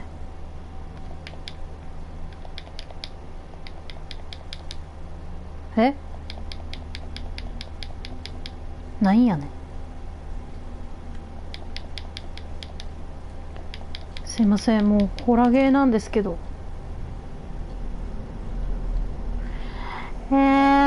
ちょっとイヤホン取る。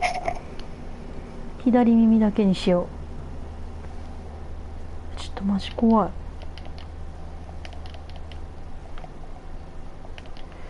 いやマジで無理。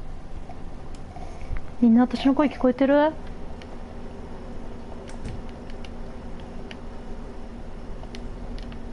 ね、怖いよねこれ。急になんだこれ。怖っ。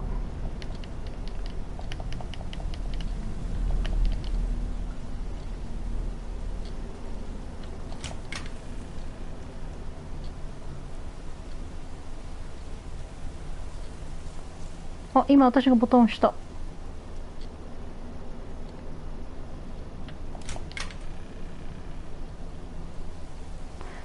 超怖いんですけど。出れた。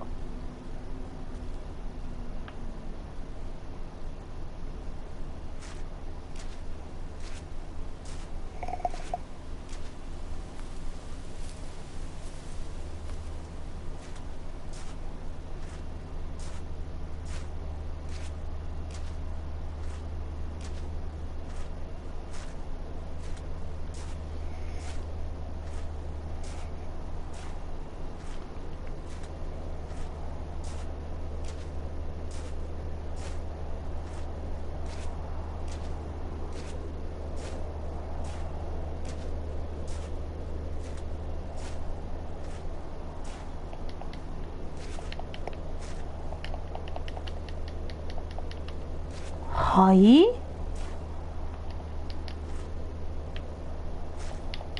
お、ジャンプできる。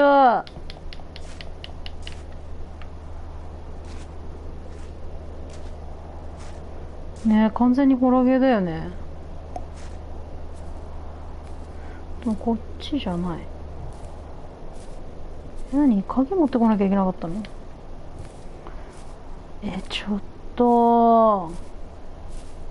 これ改札付きだったらどうなんだ。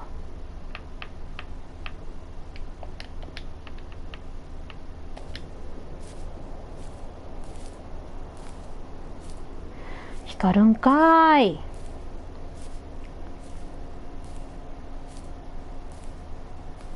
完璧なチートツールじゃねえか。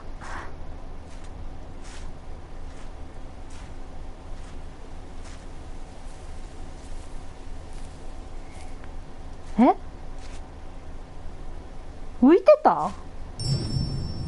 I tried hard to foreshadow this epilogue, just because I wanted it to be a surprise, but I didn't want it to feel too out of place that it would be humorous. And so, Joseph, earlier in the game, he would say things like, I felt like I was right behind the fox the whole time. In my mind, the camera perspective acts as a metaphor for who the player is, what they're seeing, if the camera represents Joseph, or just like that video game trope of having the camera follow you. I guess the big question I wanted the player to ask themselves, is this a dream as well? And if so, does that even matter? 何？ You're probably thinking, what is going on? And that was definitely my intention for this epilogue part of the first tree. This is my favorite part. This is the part I'm most proud of. 家の中怖い And から it 入りた definitely くな like い it's し。 supposed to evoke this like, what is どうすればいい going の on? これ？ Where am I? I was not expecting this. When I was marketing and blogging about making the game, I never showed anyone this part. I never told anyone. I never shared screenshots. I wanted it to be a complete surprise. And I also wanted it to feel a little creepy because it's totally inspired by those nights where you wake up in the middle of the night and you can just hear the sounds of the wind outside the house and you can't sleep. So you walk around in this like twilight stupor. And I would say the whole first part of this game where you play as the fox, its whole purpose is to set up for this conclusion. So ちょっと私の欲しかった解説じゃない。終了しない。 yeah, I would encourage you to look around and see how many things you recognize from the earlier part of the game.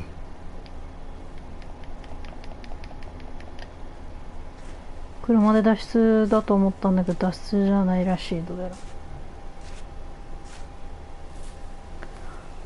何これマジで意味わからん。崖やしな。こっちじゃないらしい。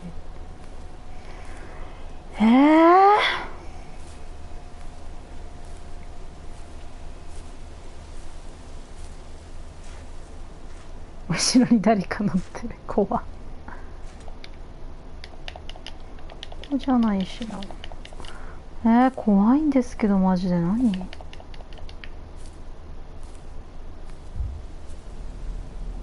何？マジで。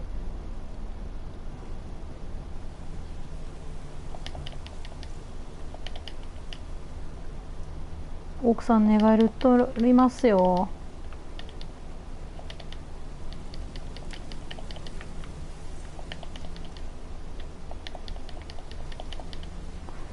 いや、お休みって言ったんだから寝ててよ。しまった。お風呂場マジでやだ。鏡見たくない。電気とかつくのか。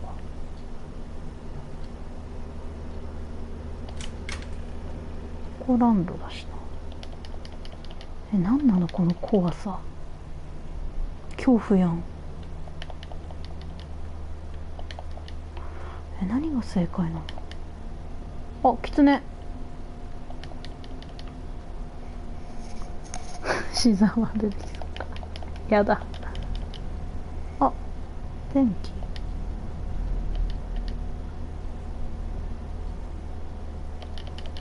つかないんかーい。ちょっとこれさ。あ、鹿。うさぎ。助けてマジで。どこ？子供ができたら電気ついてないしな。マジで無理。もうやめたい。怖い。誰か助けて。てかこの子供部屋が一番怖い。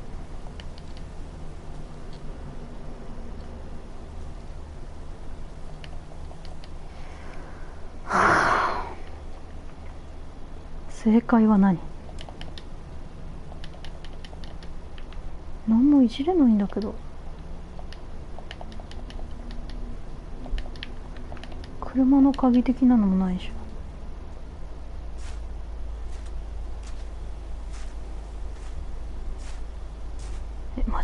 が正解なの？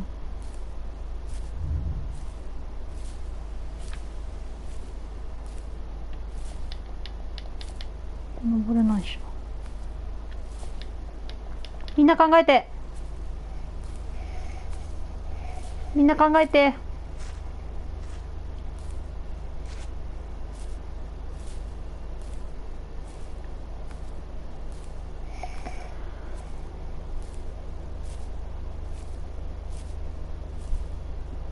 雪山かーい。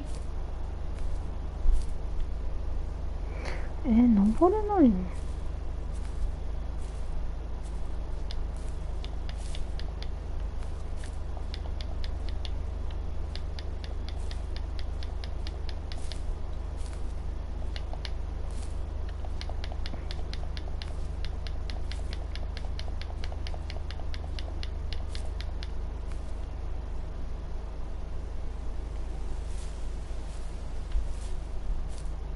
崖から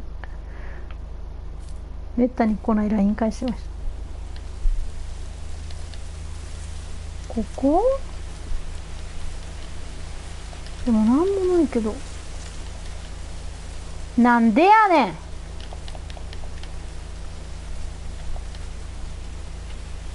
テント。いや眠いのはわかんだけどさ、ちょっと何このテントって何？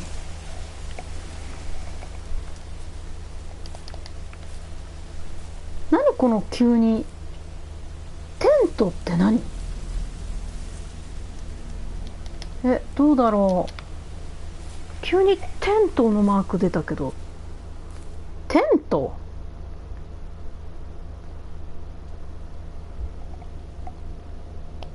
ベッドルーム、リビングルーム。ってかやだこんなとこ。てかでもテント用品なんか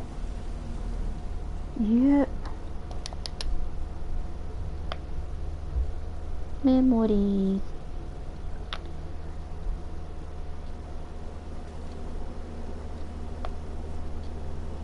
キッチンっぽいね。キッチン。じゃあこれ？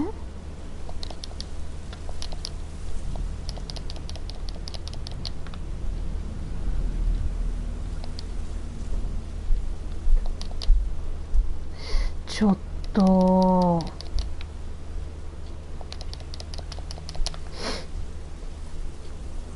テント的なものあった？これ？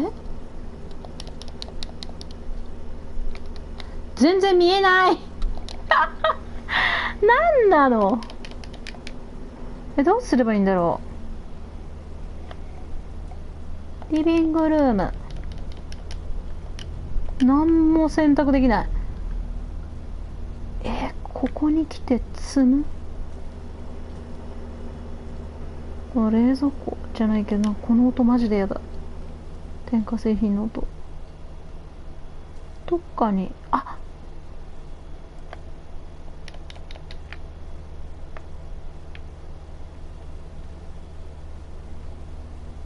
アウトドアジャンク。これでも何もできないんですけど。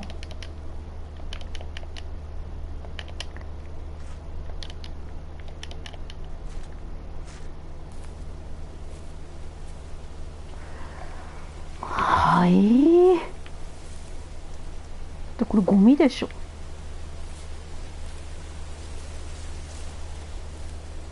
キャンプ。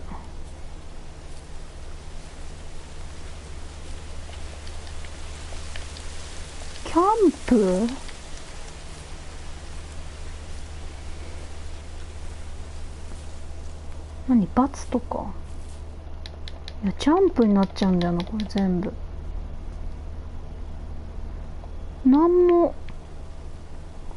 なんも出ないし、選択出ないし、これウィキとかあんのかな。なんだこれ。この辺、これあ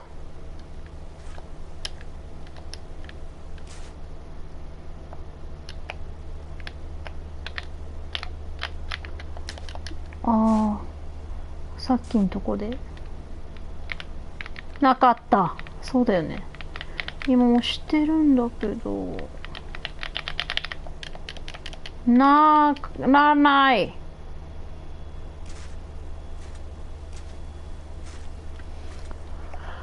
なんだこれ。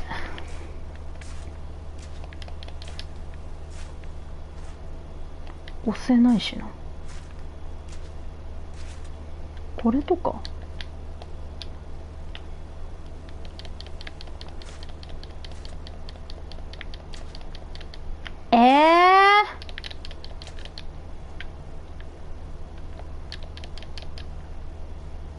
これ雪かきでしょ。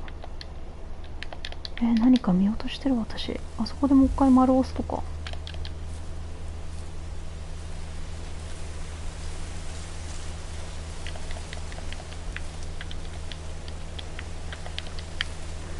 何も起きない。そうだよね、変だよね。なんだこれ。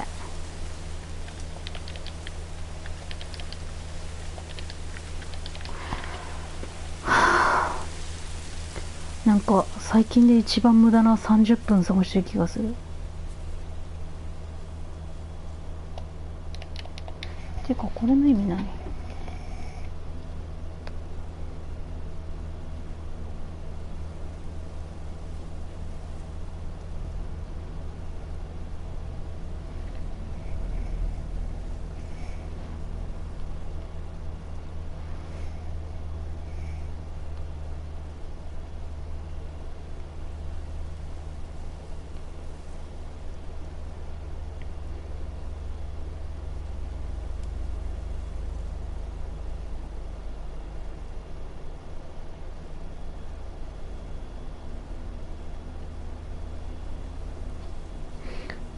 ん？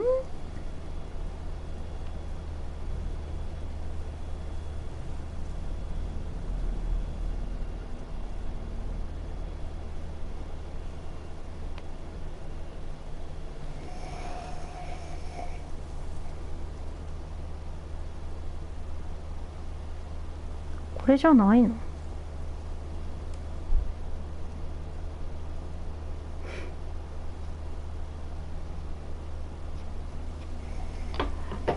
わからん。もうやめたい。こんな意味わかんないな。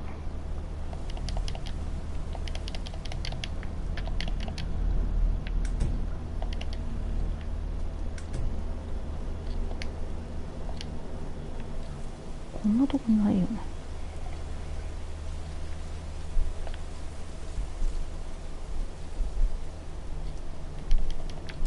これじゃなさそうだ。いずれ子供が生まれるのか。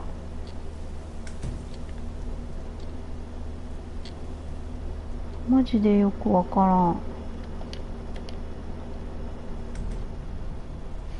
らん。もう諦めていいかな。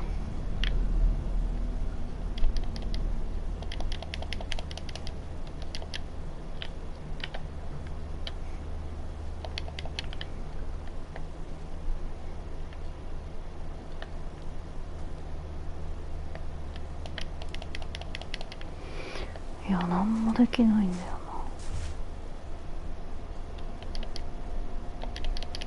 これ古い多分ベッドマットだしな。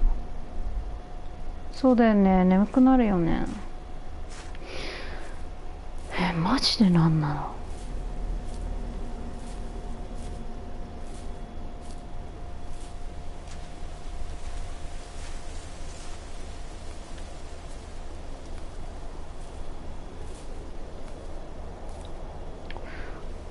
はい。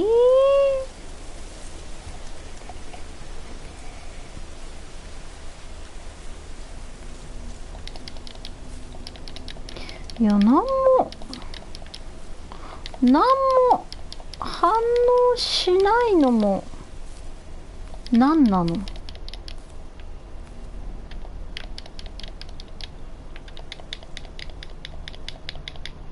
や、ジャンプしか。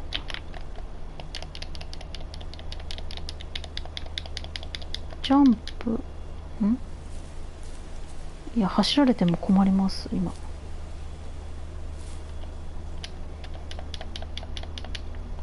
マジで。もうやめよう。やめていい？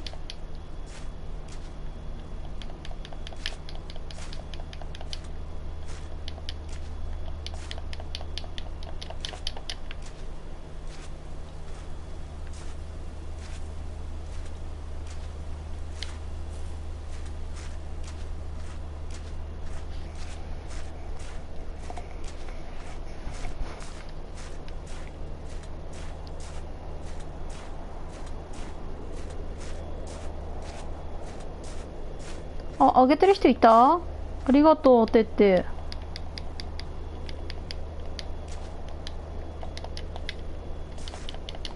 これマジ意味不明。この辺まで行ったのかな？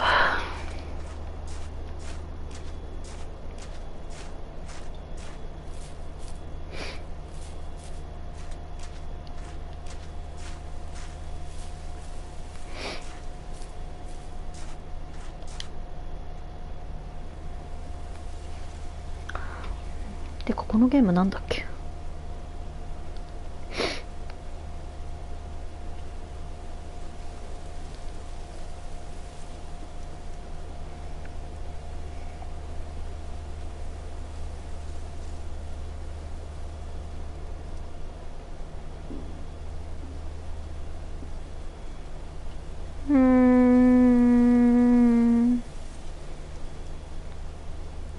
このゲームのタイトルがわかんない。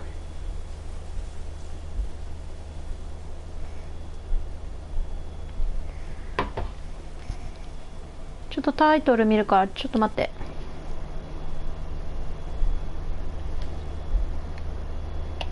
出た。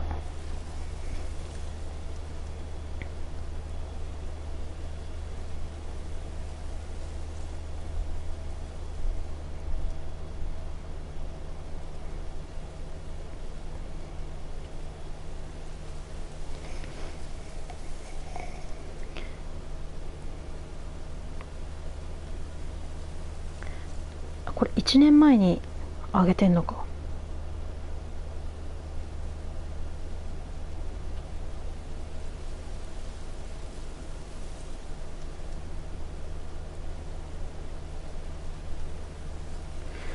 こんな、でもなんで他人の実況で確認しないといけないんだ。申し訳ねえ。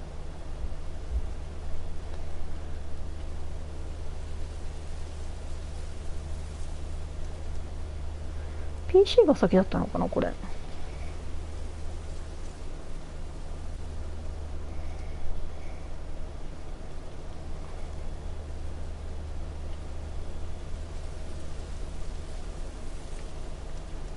てかマジで暗すぎて何も見えないし。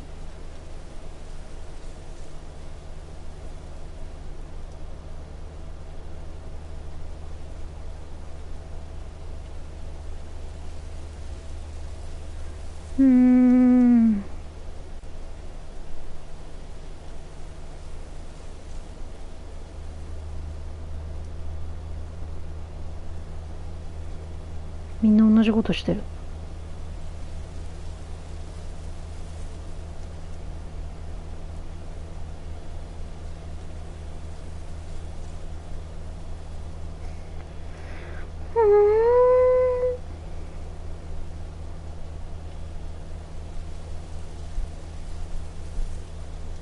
何ここ？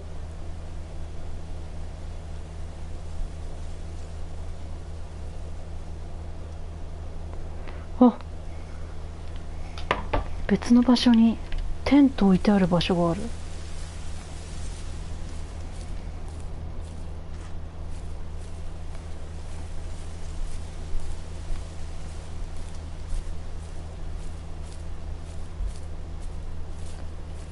私の散策ミスあった。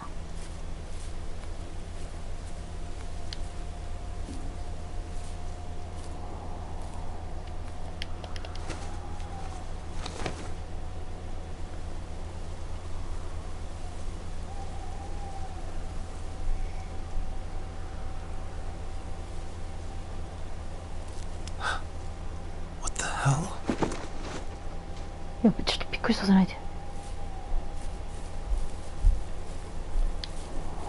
待って。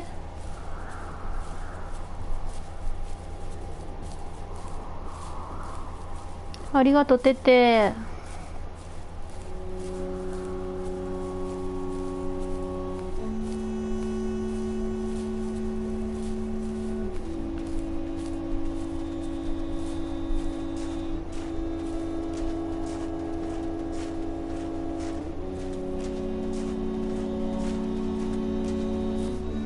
でもこれ確実にもう走ってる速度じゃない。待って、キツネぴょん。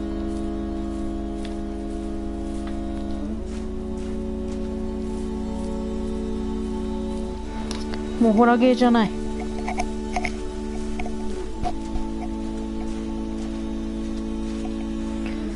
両耳つけた。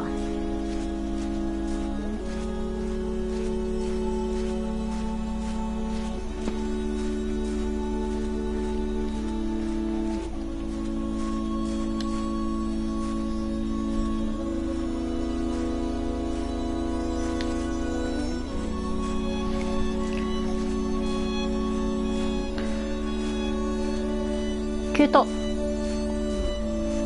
ねえ、綺麗だね。ほらとこ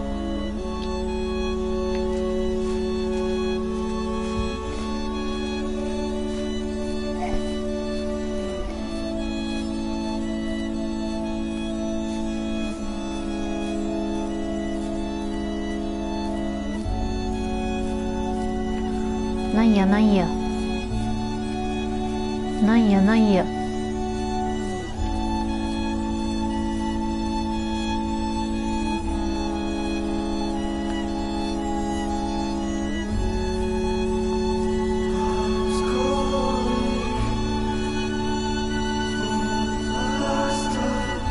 どうしたどうした。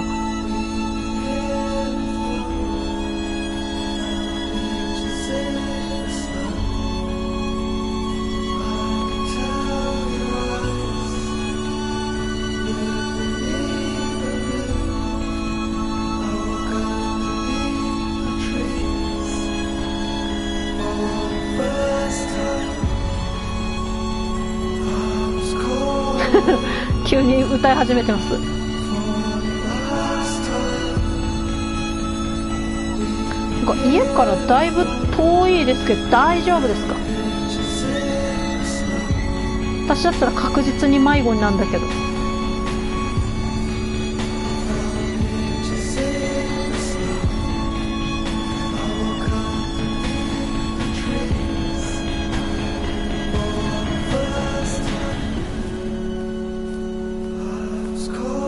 わ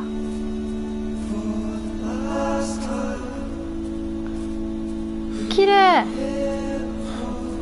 いや、今息切れるんかい。相当長時間あなた走ってましたけど。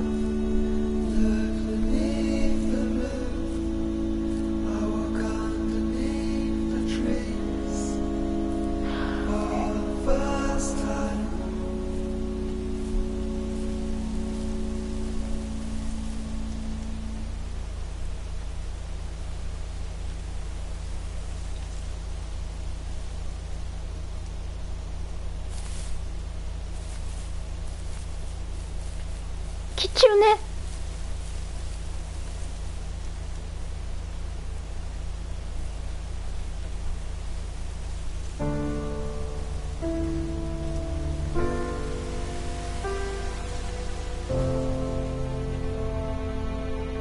さっきの英語なんて書いてあったんやーい。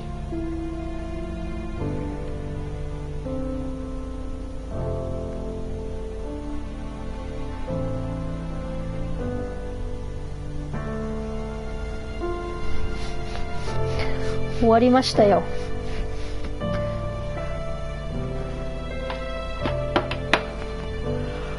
終わりましたよ。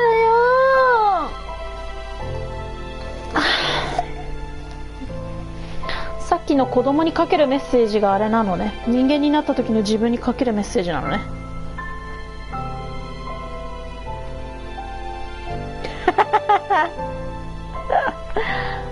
もうだから父親を亡くした主人公が奥さんにいろいろ話してって最終的に自分に対するメッセージを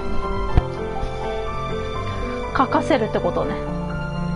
あなたが親の立場だったら子供に何て言ってあげるかっていうこと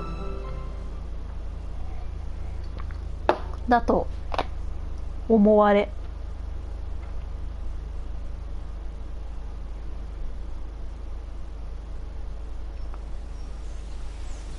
終わっちゃった。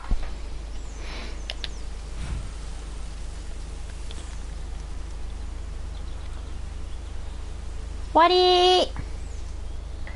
よくわかんなかった。もうポポちゃん遅くなっちゃったからゲームできないよね。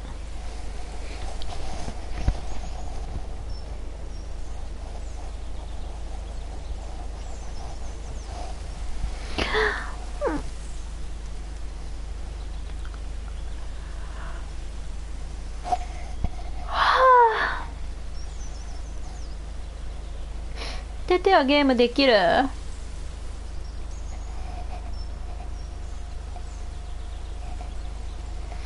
ごめんねポポちゃん、私があんなテント探してるばっかり。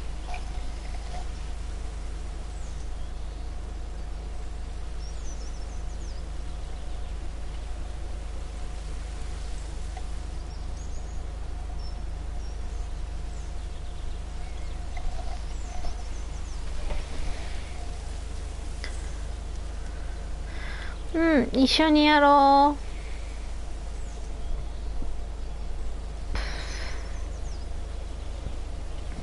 あ、できてる？じゃあゲームやろっか。じゃあポポちゃんありがとうね。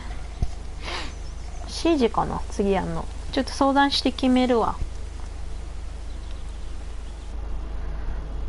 じゃあまたね。